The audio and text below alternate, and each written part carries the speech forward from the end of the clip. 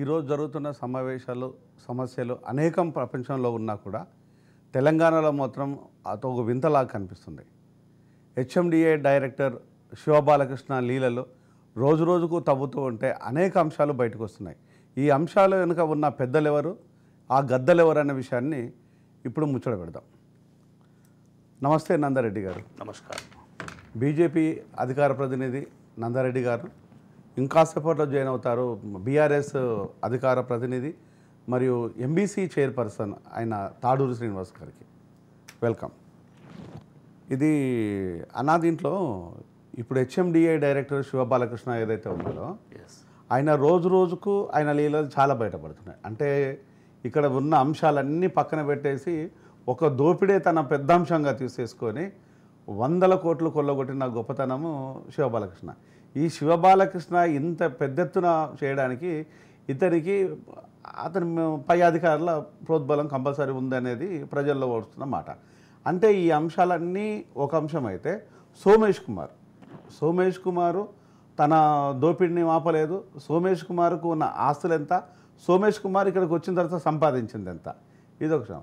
ఈ ఇద్దరు అధికారుల వెనకాల ఇంకా ఉన్నది కేటీఆర్ అనేది ఒక ప్రధానమైన చర్చ. ఇవన్నీ ఎంతవరకు నిజాలని చెప్పొచ్చు అంటే నీకున్న నాలెడ్జ్లో? ముందుగా రాజ్ న్యూస్ ప్రేక్షకులకు అదేవిధంగా ప్యానల్లో ఉన్న మిత్రులకు మరియు మీకు ఈ శివబాలకృష్ణ ఒక హెచ్ఎండిఏ డైరెక్టర్ అంటే బయటపడ్డది ఇంకా చేపపిల్ల మాత్రమే. ఇంకా బయటపడాల్సినటువంటి ఒక ముట్ట పిల్లలు చాలా ఉన్నాయని అంటున్నాను అనమాట. ఎందుకనంటే బయటపడితే ఒక్క హెచ్ఎండిఏ డైరెక్టర్ బయటపడితేనే అతని ఆస్తులు లెక్క పెట్టలేక ఆఫీసర్లే ఇబ్బంది పడేటటువంటి ఒక పరిస్థితి ఉన్నది. మరి ఈరోజు సోమేష్ కుమార్ ఆస్తులు లెక్క పెట్టాల్సినటువంటి ఒక పరిస్థితి గిట్ట వస్తుంది ఆఫీసర్లకు. దాంతోపాటు ఇంకోటి ఏంటంటే అసలు జనరల్గా దీని వెనకాల ఉన్నటువంటి ఒక పెద్ద తలికాయలు ఎవరు, వాళ్ళ మీద ఎందుకు రైట్స్ జరుగుతలేవు, వాళ్ళ ఆస్తుల చిట్ట ఎందుకు బయట పెడతలేదు, ప్రభుత్వం దీని మీద ఎందుకు కఠిన చర్యలు తీసుకోవట్లేదు. అదేవిధంగా ఈ ఒక్కరిద్దరు అధికారులే కాదు, మనకు కనిపించేటటువంటి యొక్క శివబాలకృష్ణ హెచ్ఎండిఏ డైరెక్టర్ కానీ కనిపించనటువంటి యొక్క డైరెక్టర్ వేరే వేరే సంస్థలలో ఉన్నటువంటి యొక్క ఆఫీసర్లను గిట అందరినీ గిట విచారించాల్సినటువంటి ఒక అవసరం ఉన్నది. దాంట్లో ఎంతోమంది భాగస్వామ్యం ఉంటుంది. ఇంకా చాలామంది బయటపడతారని నేను అనుకుంటున్నాను. అంటే ఇప్పుడు శివబాలకృష్ణ దగ్గరగా ఇప్పటి వరకు ప్రజల ముందు కనిపించింది 500 కోట్లు. ఈ 500 కోట్లలో నిజంగా ఇంత విపరీతమైన దోపిడీ చేస్తూ ఒక అధికారి మాత్రమే ఇంత దోపిడీ చేస్తుంటాయి. అంటే 1994లో ఆయన గ్రూప్ 1 సర్వీస్ నుంచి వచ్చిండు. ఈ 20 సంవత్సరాలలో 500 కోట్లు కనిపించనివి ఇంకెంత ఉందో అవి లెక్క తేలాల్సిన అంశాలు ఉన్నాయి. అంటే ఈ శివబాలకృష్ణతో పాటు సిఎస్ సోమేష్ కుమార్, ఈ సోమేష్ కుమారు 25 ఎకరాలు యాచారము ఆ పరిధిలో 25 ఎకరాలు కొన్నాడు 3 రైతుల దగ్గర. వాళ్లకు చెల్లించింది ఎకరానికి 50 లక్షల రూపాయలు. అక్కడ ఉన్నది దాదాపుగా ఎకరానికి 3 కోట్ల నుంచి 4 కోట్ల పైసలు అనేది మార్కెట్ ధరలు. అంటే ఈ 50 లక్షలతో చెల్లించి బెదిరించి కొన్నాడా, లేకపోతే ఈ ఒకవేళ కనుక ఓన్లీ కార్డు వాల్యూ మాత్రమే చెల్లించేసి ఆ కార్డు వాల్యూ తర్వాత రిమైనింగ్ డబ్బులన్నీ నల్లధనంగా ఇచ్చిండా? ఇవన్నీ మిగతా అధికారులకు తెలియదా? తెలిసిన తర్వాత కూడా ఇంత దోపిడీని కేటీఆర్ చూస్తూ ఎందుకు ఊరుకున్నాడు? కేటీఆర్కు వీళ్ళు దోపిడీ చేసి పెడుతున్న దాంట్లోపల ఎంత వాటా చేరుతున్నది, ఈ వాటా లోపల ఎంత బాగా ఉండొచ్చు అనేది ఈరోజు మీరు అనుకుంటున్నారు? జనరల్గా నేను అనుకుంటున్నా ఏంటంటే ఈ శివబాలకృష్ణ 500 కోట్ల గురించి కాదు అసలు పంచాయతీ. కేటీఆర్ సంపాదించినటువంటి ఒక 1,00,000 కోట్ల గురించి పంచాయతీ. అసలు టీఆర్ఎస్ ప్రభుత్వమే ఒక ఫ్రాడ్, ధరణి అనేదే ఒక ఫ్రాడ్. అదేవిధంగా అంటే కేటీఆర్ 1,00,000, కవిత ఉంది, హరీష్ రావు ఉన్నాడు, కేసీఆర్ ఉన్నారు, కేసీఆర్కు సంబంధించిన బంధువులు ఉన్నారు, మిత్రులు ఉన్నారు. ఎట్లా అనుకుంటే తెలంగాణ ప్రజల ధనాన్ని ఎన్ని లక్షల కోట్లు కాజేసి ఉండొచ్చు అని ఈ మాట నేను అనట్లేదు. కేటీఆర్ 1,00,000 కోట్లు, హరీష్ రావు 1,00,000 కోట్లు సంపాదించిండని వాళ్ళ సొంత పార్టీలో మొన్నటిదాకా పనిచేసినటువంటి ఒక మైనంపల్లి హనుమంతరావు గారు రబ్బర్ చెప్పులు రేక్ డబ్బా పట్టుకొచ్చినటువంటి ఒక నీకు 1,00,000 కోట్ల ఆస్తులు ఎక్కడికి వచ్చినాయి అని చెప్పి సొంత పార్టీ నాయకుడే అడిగినటువంటి ఒక సందర్భం. అది ప్రజలందరికీ తెలిసినటువంటి ఒక విషయం. మరి గత 10 సంవత్సరాలనే 1,00,000 కోట్లు సంపాదించారంటే ఏ లెక్కల అవినీతి జరిగినది, ఏ లెక్కల ప్రజాసొమ్ము దుర్వినియోగం అయినది, ధరణి ఏదైతే సంస్థ తీసుకొచ్చినారో ధరణి ద్వారా ప్రజల భూములు ఏ విధంగా గుంజుకున్నారు, ప్రభుత్వానికి సంబంధించినటువంటి ఒక భూములు ఎన్నిటిని వాళ్ళ ఆధీనంలోకి తీసేసుకున్నారు, వాటిని అప్పనంగా ఎన్ని సంస్థలకు గట్టపెట్టినారు, ఈ లెక్కలన్నీ తేల్చాల్సిన ఒక అవసరం ఉన్నది. ఇప్పుడు ధరణికి గతంలో ఉన్నటువంటి ఒక రికార్డుకు ఒక ఫరాక్ ఉన్నదన్నమాట. ధరణి గతంలో ఉన్నటువంటి ఒక రికార్డు ఏంది, పటువారి రాస్తుండే ఒకవేళ ఏ టైంలో పోయినా చూసేటటువంటి ఒక పరిస్థితి, ఒక ఈసారి ఏదైనా తప్పితే ఎక్కడ తప్పిందంటటువంటి ఒక విషయం నెక్స్ట్ ఇయర్కో నెక్స్ట్ ఇయర్కో పహానీలు తీస్తే అన్ని దొరికేటటువంటి ఒక పరిస్థితి ఉండే. ఇప్పుడు ధరణి తీసుకొచ్చిన తర్వాత ఆ నంబర్ అయితే బ్లాక్ లిస్ట్లో కనిపిస్తే కానీ ఇప్పుడు ఉంటే కనిపించినట్టు, లేకపోతే భూమే లేనట్టు, ఏమైందో గిట ఎవరు అడిగినా ఏ ఆఫీసర్ గిట చెప్పేటటువంటి ఒక పరిస్థితుల్లో ఇప్పుడున్నటువంటి ఒక పరిస్థితులు లేవు. మరి ఇప్పుడు కాంగ్రెస్ ప్రభుత్వం వచ్చింది, వాళ్ళ గిట ధరణిని మారుస్తాము, మార్పులు చేర్పులు చేస్తామన్నారు. ఇప్పటికిట దాని మీద ఎలాంటి ప్రణాళిక ప్రకటించలేదు. ఇది గిట కాంగ్రెస్ ప్రభుత్వం వెంటనే ప్రకటించాలని నేను కోరుతున్నాను. ఎందుకంటే ప్రజల భూములు ఇప్పటి వరకు దీంట్లో ఒక విషయం అన్న, ఇప్పుడు శివబాలకృష్ణ ఏదైతే ఈ 500 కోట్ల దోపిడా లేకపోతే 1000 కోట్ల దోపిడా అనే విషయాన్ని ఒక అంశం అయితే, ఈరోజు విచ్చలవిడిగా అంటే బంగారు తెలంగాణ పేరుతోనే విచ్చలవిడిగా ఎక్కడ చూసినా కూడా ఎక్కడ చూసినా పైసలు లేకపోతే పని జరగాలనుకుంటే పైసలు ఇవ్వాలి. దాంట్లోపల చిన్నదొరకి ఇవ్వాలా, లేకపోతే ఇంకొకసారికి ఇవ్వాలా, లేకపోతే ఇక సిఎస్కి ఇవ్వాలా, లేకపోతే ఇక్కడ ఎవరికి ఇవ్వాలా అనేది ఒక క్వశ్చన్ మార్క్. అంటే విపరీతమైన ఈ డబ్బులను విచ్చలవిడిగా సంపాదించడానికి ఈరోజు సంపాదించే అవసరాలు వీళ్ళకున్నాయి తప్పితే ఈరోజు ప్రజలు తిందామంటే తినలేని పరిస్థితి తెలంగాణలో ఉంది. ఈరోజు తెలంగాణలో ఉన్న ఇన్ని పరిస్థితులను మనం ఏ విధంగా చూడాలి అనే దాన్ని ఇప్పుడు మనతో పాటు తాడూరి శ్రీనివాస్ గారు జాయిన్ అవుతున్నారు. అన్నా సీనా, నమస్తే. నమస్తే. అన్నా సీనా, దీంట్లో ఒక విషయాన్ని మనం క్లియర్గా డిస్కస్ చేయాలన్నా. ఎందుకంటే మీరు సీనియర్ నాయకులు, ఒక ఉద్యమ నాయకులు, దాంతోపాటు వచ్చేసి కులాలను సమ్మేళనం చేసి ఎంబీసీ కులాలను ఏకం చేసేసి తెలంగాణ కోసం పనిచేశారు, టీఆర్ఎస్ కోసం పనిచేశారు. టీఆర్ఎస్ అవసరాలు అక్కర తీర్చడమే కాకుండా ప్రజల మన్ననలు కూడా పొందారు. అంటే మీలాంటి వాళ్ళు ఇప్పుడు ఇన్ని సంవత్సరాలు పనిచేసినా కూడా 10 పైసలు సంపాదించాలన్న కష్టం, రేపు పోటీ చేయాలన్న కష్టం, మీకు సీటు రావడమే కష్టం.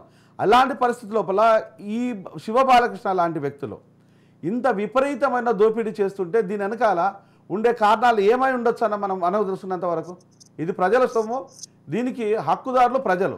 అలాంటిది ఒక ఆఫీసర్గా ఉండే ఒకే ఒక్క వ్యక్తి ఇంత విపరీతమైన దోపిడీ జరుగుతూ ఉంటే గత ప్రభుత్వం అందరూ బాధ్యులని నేను చెప్పాను. గత ప్రభుత్వం ఎందుకు నాయకులు, ఉన్నతమైన స్థితిలో ఉన్న నాయకులు కావచ్చు, లేకపోతే అధికారులు కావచ్చు, పంచుకొని అంటే దొంగలు ఊళ్ళు పంచుకుని అంటే చూసినావానే, అట్లా దొంగలు ఊళ్ళు పంచుకున్నట్టుగా ఇక్కడ దొంగలు డిపార్ట్మెంట్లు పంచుకోవడం, అందులో పైసలు పంచుకునే పరిస్థితుల్లోకి వెళ్ళిపోయిండు. దీని అంతటి కారణం ఏమై ఉండొచ్చు? మన అమాయకత్వమా, వాళ్ళ అత్యధిక ఎట్లా? ఇప్పుడు మనము ఇష్యూగా చూడాలి. ఇక్కడ అవినీతి అనేది ఈ రోజు పుట్టింది కాదు, ఈ రోజు వచ్చింది కాదు, రేపు ఇయ్యాలనే చచ్చిపోయేది కాదు. ఈ అవినీతి ఏ రకంగా బీజం పడిందంటే, ఈ సర్కార్ తుమ్మ చెట్లు ఉంటాయి చూడండి. ఒకసారి ఇందిరాగాంధీ గారి హయాంలో కరువును ఎరాడికేట్ చేయడానికి చెట్ల పెంపకము, వర్షాలు లేవు అని చెప్పి చెట్లు నాటాలి అనుకున్నప్పుడు ఈజీగా హెలికాప్టర్ల ద్వారా చల్లితే వచ్చే చెట్లు ఏవి అని చెప్పి ఆమె సర్కార్ తుమ్మ చెట్లు చదివింది. అందుకే దాని పేరే సర్కార్ తుమ్మ చెట్లు అని. ఇప్పుడు కంప చెట్లు ఎక్కడ చూడు అవి కొట్టేయాల్సిన పరిస్థితి వస్తుంటది. సో ఆ రకంగా ప్రతి సర్కార్లో ఈ అవినీతి తిమింగలాలు, అవినీతి చేపలు అనే డెఫినేషన్ తో వస్తూ ఉంటది. ఈరోజు ఏమో కొత్తగా మేము దీన్ని సృష్టించినట్టుగా మీరు అపవాద వేయడం కంటే, ఇది నిజంగా కూడా గ్రీడీ పీపుల్ ఉంటారు. ప్రభుత్వం ఉద్యోగం దొరకక నిరుద్యోగులు కొంతమంది చాలా ఇబ్బందులు పడతా ఉంటే, మీరు అన్నట్టు పేదరికంతో కొట్టుమిట్టాడుతుంటే ఇక్కడ కొంతమంది ఉద్యోగస్తులు నా ప్రశ్న ఒకటే, ఇప్పుడు మీలాంటి నాయకులు రాష్ట్రం కోసము పనిచేశారు, కొట్లాడారు, రాష్ట్రాన్ని మనం అందరం కలిసి పట్టుకొచ్చినాం. కానీ ఈరోజు ఎక్కడి నుంచో వచ్చిన ఐఏఎస్లు వాళ్ళు ఇక్కడ వాళ్ళు కూడా కాదు, ఇక్కడ ఇతర రాష్ట్రాల నుంచి, మరి ముఖ్యంగా బీహార్ రాష్ట్రంలో ఉండే అధికారులకు రాష్ట్రాన్ని అప్పగిచ్చేసి ఇక్కడ నుంచి డైరెక్ట్గా కమిషన్లు తీసుకునే ప్రోగ్రాము కేటీఆర్ పెట్టిండు అనేది ఒక వాదన కాదు, గట్టిగా ఈరోజు ప్రజలు నమ్మిండ్రు కాబట్టే బీఆర్ఎస్ను ప్రతిపక్షంలో కూర్చోబెట్టిండ్రు. అంటే ఇలాంటి పరిస్థితి వచ్చిన తర్వాత కూడా కేటీఆర్ చిలుక పలుకులు పలకడం, ఇక్కడ ఏమీ జరగనట్టుగా ఉండటం, ఇప్పటి వరకు కూడా బీఆర్ఎస్ పార్టీ ఇలాంటి వాళ్ళను ఇంకా వెలికి తీసి శిక్షించండి అని ఇంతవరకు ఎవరూ మాట్లాడట్లేదు. అంటే ఇప్పుడు మీలాంటి నాయకులు డెఫినెట్గా ఇట్లాంటిది దాన్ని యాక్సెప్ట్ చేయరు, కానీ ఉన్నత స్థాయిలో ఉండే నాయకులైనా ఇట్లాంటి వాళ్ళను ఇంకా వెలికి తీయమని ఎందుకు పిలుపునియటం లేదు? వీళ్ళను ఏ విధంగా ఇట్లాంటి దొంగలను, ఇలాంటి ప్రభుత్వంలో ఉండే అప్పటి ప్రభుత్వంలో ఉన్న అధికారులను ఇంకా మనం ఏ విధంగా వీళ్ళను చూద్దాం? ఇప్పుడు మనం ఒకటి ఇక్కడ గమనించాలి. మీరు అంటే దీన్ని గత ప్రభుత్వానికో లేకపోతే ఒక నాయకుడికో ఒక రాజకీయంగా అంటగట్టే ప్రయత్నం కాదు. ఇక్కడ మనకు కావాల్సింది ఏంటంటే ఎవరు అవినీతి చేసిరో వాడి కటకటాలు ఎక్కియాలి. తప్పకుండా ఇప్పుడు ఇంకా ఏం ప్రజాస్వామ్యంలో మంచి నాయకులకు ఏం కొదవలేదు. ఈ రాష్ట్రం దామోదరం సంజీవని అందించింది. మన కర్పూల్ ఠాకూర్ స్టోరీ వింటే మరి ఆ రకంగా అనేక మంది నాయకులను అందించిన దేశం రాష్ట్రం అది. సో ఇటువంటి అఫీషియల్స్ ఎవరైతే ఉన్నారో వీళ్ళని ఇమీడియట్ గా కఠిన చర్యలు తీసుకొని సస్పెండ్ కూడా చేసినట్టున్నారు కదా. సో ఈ తప్పకుండా ఇటువంటి అధికారులని మనం టాలరేట్ చేయవద్దు. ఎవరు అవినీతి చేస్తే వారిని కటకటాలకు ఎక్కియాలి. దాంట్లో మా మనిషా మీ మనిషా అదేం ఉండదండి ముద్ర. రెండోది చూస్తూ ఉంటే కళ్ళు తిరిగిపోతా ఉన్నాయి. ఒకప్పుడు వేలల్లో ఉంటే ఈరోజు కోట్లల్లో అసలు నోట్ల కట్టలు ఏ రకంగా దొరుకుతా ఉన్నాయి. ఈడీ రైడింగ్లలో, ఐటీ రైడింగ్లలో మనం చూస్తా ఉన్నాం. కర్ణాటకలో బీజేపీ వాళ్ళ ఇళ్లలో, కాంగ్రెస్ వాళ్ళ ఇంట్లో, మొన్న అక్కడ నాయకుడి ఇంట్లో ఏ రకంగా దొరికినాయో మనం చూస్తా ఉన్నాం.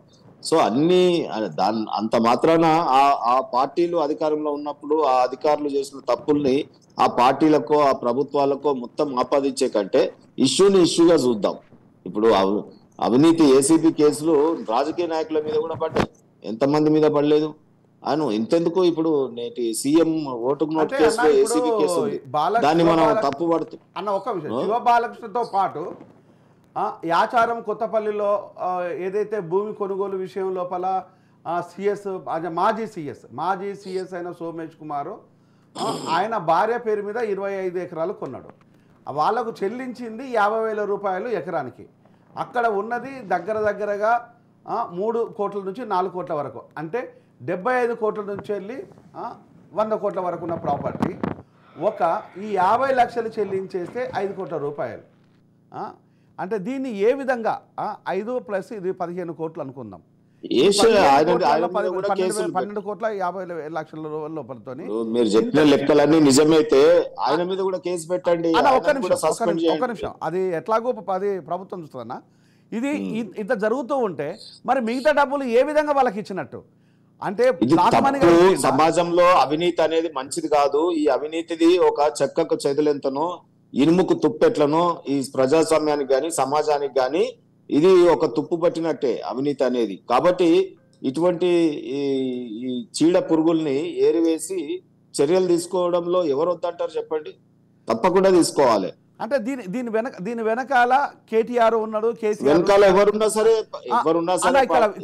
సరే నేను సూటిగా అడుగుతున్న విషయం ఏంటంటే ఇక్కడ ఏపీ మన తెలంగాణ క్యాడర్ కాదు, ఏపీ క్యాడర్ అని పోయి ఏపీ క్యాడర్లో వెళ్ళిన తర్వాత అక్కడ రిజైన్ చేసి మళ్ళీ తెలంగాణకు వచ్చేసి ఆయన అడ్వైజరీ కమిటీ పర్సన్గా సీఎంకు తన ప్రధాన అడ్వైజరీ కమిటీ పర్సన్గా మళ్ళీ ఇక్కడ సీటును కేటాయించండి కేసీఆర్ గారు. అంటే ఈ దొంగలకు రాష్ట్రాన్ని అప్పగిచ్చేసి ఇలాంటి దోపిడీదారులకు రాష్ట్రాన్ని అప్పగిచ్చేసి ఒకవైపు దోపిడీ చేస్తుంటే ఇది కేసీఆర్ చూస్తూ ఉన్నాడా, చేస్తూ ఉంటే వాటర్లు పంచుకున్నారా అనేది ఈరోజు ప్రజలు అడుగుతుంటే దాన్ని మనం ఏం చెప్తాం? ఒక్క నిమిషం, ఈ రోజు యూపీఎస్సీ ఎగ్జామ్ ద్వారా ఐఏఎస్ లు అయితే దొంగల్ని పంపిందా ఈ దేశం? ఇక్కడికి ఢిల్లీ నుంచి యూపీఎస్సీ నుంచి దొంగల్ని సెలెక్ట్ చేసి పంపిరా? ఐఏఎస్ లు కదా, నమ్ముతారు కదా. యూపీఎస్సీ నుంచి అధికారులను సెలెక్ట్ చేస్తే అధికారులు ఇక్కడికి వచ్చేసి దొంగల అవతారం ఎత్తిండ్రు. దాన్ని ప్రజలు ఈరోజు ఒకప్పుడు ఐఏఎస్ కలెక్టర్ అంటే ప్రజల కోసము ప్రజల క్షేమము సంక్షేమం చూసేవాడు కలెక్టర్. కానీ ఈరోజు నాయకుల సంక్షేమాన్ని క్షేమాన్ని చూసుకుంటూ ప్రజల భూములు లాక్కొని ఆస్తులు లాక్కొని పనిచేసుకునేవాడు ఒక దారి దోపిడి దొంగగా మారిపోయింది అనేది ఈరోజు ప్రజలు అనుకుంటున్న విషయం. దాన్ని మీరేమంటారు నందరెడ్డి? ఇప్పుడు ఉన్న ఐఏఎస్ లలో ఎంతమంది దొంగలు మీరేమైనా చెప్పగలుగుతారా? మనం ఏమైనా కనిపెట్టగలుగుతామా? డ్యూటీ ఇచ్చే ముందు ఐఏఎస్ లకి అట్లా టెస్ట్ ఏమైనా మిషన్ ఉందా? మనం సెక్రటరియట్ లోపలికి వచ్చేటప్పుడు లేకపోతే అధికారులని తీసుకునేటప్పుడు వాళ్ళు యూపీఎస్సీ ద్వారా మన రాష్ట్రానికి కేటాయింపబడ్డారు. అన్న దీంట్లో ఒక విషయం అన్న, మీరు ఐఏఎస్ అడిగింది ఐఏఎస్లకు ఎలాంటి కొలమానం లేదు, కానీ ఒక్కొక్కరి మీద ఆరోపణలు వచ్చిన తర్వాత కూడా పంపించిన తర్వాత కూడా మళ్ళీ తీసుకొచ్చేసి తన అడ్వైజరీ కమిటీ చైర్ లోపల కూర్చోబెట్టేసుకొని తనతో ట్రావెల్ చేస్తున్నప్పుడు దొంగతో ట్రావెల్ చేసిన వాడిని ఈరోజు కేసీఆర్ని కేటీఆర్ని దొంగలుగా పరిగణిస్తారు ఆ ప్రజలు. లేకపోతే మన ఊర్లలో అనుకుంటారు దొంగతనం చేస్తుంటే దోస్తాన్ చేస్తే దొంగనే అంటారు తప్పితే మంచోని ఎందుకంటారు? మీరేమంటారు నందన? మీరు చెప్పండి. అవును, నువ్వు దోస్తాన్ చేసేటప్పుడు ఆయన చేసిన తర్వాత కదా అన్న ఒక్క నిమిషం దురదృష్టవశాత్తు బయటపడేది. జనరల్ గా ఐఏఎస్లను అందరికీ అపవాద రుద్దడం అనేది మంచి పద్ధతి కాదు. ఎందుకంటే ఈరోజు దేశానికి ఐఏఎస్లే పట్టుకోమలు నిజంగా గిట ఫ్యూచర్ ప్రణాళికలు చేసి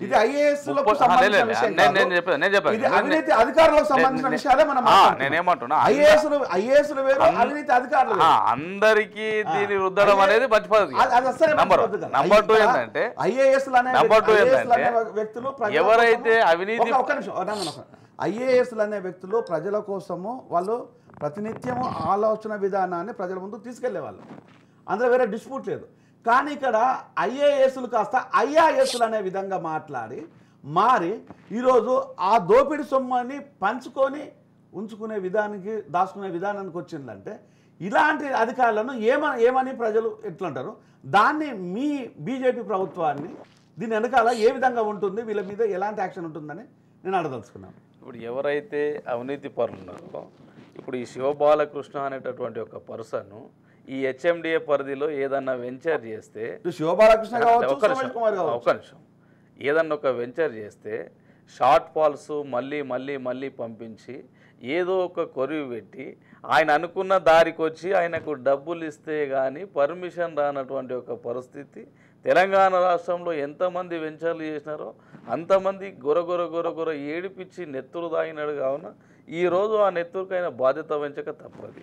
ఎవరన్నా చిన్న పెద్ద కన్స్ట్రక్షన్ చేసుకుందామంటే ఎవరైతే కేటీఆర్ కేసీఆర్ చెప్పినటువంటి ఒక సంస్థలకే పర్మిషన్ వచ్చింది తప్ప చిన్న తరహా అదేవిధంగా వేరే కంపెనీలో చేసినటువంటి ఒక కన్స్ట్రక్షన్ కంపెనీలకు షార్ట్ ఫాల్స్ పంపించి వాళ్ళను ముప్పు తిప్పలు పెట్టినటువంటి ఒక పరిస్థితి శివబాలకృష్ణ గారికి ఉన్నది. అంటే దీని వెనకాల ఎవరున్నారో స్పష్టంగా కనిపిస్తున్నది. ప్రభుత్వం ఉన్నదంటటువంటి ఒక విషయం స్పష్టంగా కనిపిస్తున్నది. దీని అంతటికి ఎందుకంటే మున్సిపల్ మంత్రి ఆయనే కావున కేటీఆర్ గారి నైతిక బాధ్యత వహించాలి.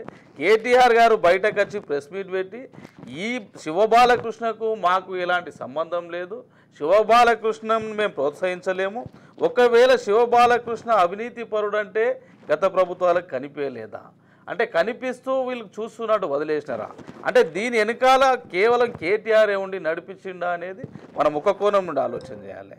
అదే ఇంకో కోణం ఏంటంటే జనరల్గా సోమేష్ కుమార్ అనేటటువంటి ఒక పర్సన్ ఎవరైతే ఉన్నారో ఆయనను ఏరి తెచ్చుకున్నారు. కావున ఈ రాష్ట్రానికి సీఎస్గా తెచ్చుకొని కేటీఆర్ వాళ్ళ అవినీతి కోసం సహకారం కోసమే తెచ్చుకున్నటువంటి ఒక వ్యక్తి సోమేష్ కుమార్. నిజంగా గిట్ట గత ప్రభుత్వాలు ఉన్నప్పుడు ఎక్స్ సర్వీస్ మ్యాన్ ల్యాండ్ కానీ ఫ్రీడమ్ ఫైటర్ ల్యాండ్ అంటే జనరల్ ఏ ల్యాండ్ అయినా కానీ సోమేష్ కుమార్ విషయం కావచ్చు, ఐఏఎస్లు ఇంతకుముందు ఒక టాపిక్ అనేది ఐఏఎస్ల విషయానికి వస్తే శంకరన్ గారు ఉన్నారు. శంకరన్ ఒక సీనియర్ ఐఏఎస్ ఆఫీసరు. ఆయన సోషల్ వెల్ఫేర్ స్కూళ్ళని ఏ విధంగా ప్రజల దగ్గర తీసుకెళ్లాలి, ఎస్సీ ఎస్టీ బీసీ మైనారిటీ బిడ్డలను ఎట్లా చదివించుకోవాలనేది తనను ఒక మోడల్ స్కూల్స్ను తయారు చేశారు. అంటే ఈ రోజు వరకు కూడా ఆయనను father of social welfare schools అని చెప్పొచ్చు. దాని తర్వాత మన మొన్నటి వరకు కూడా ఆర్ఎస్ ప్రవీణ్ కుమార్ ఉన్నాడు సర్వీసులో, దాన్ని ఇంకా స్ట్రెంథన్ చేయగలిగాను.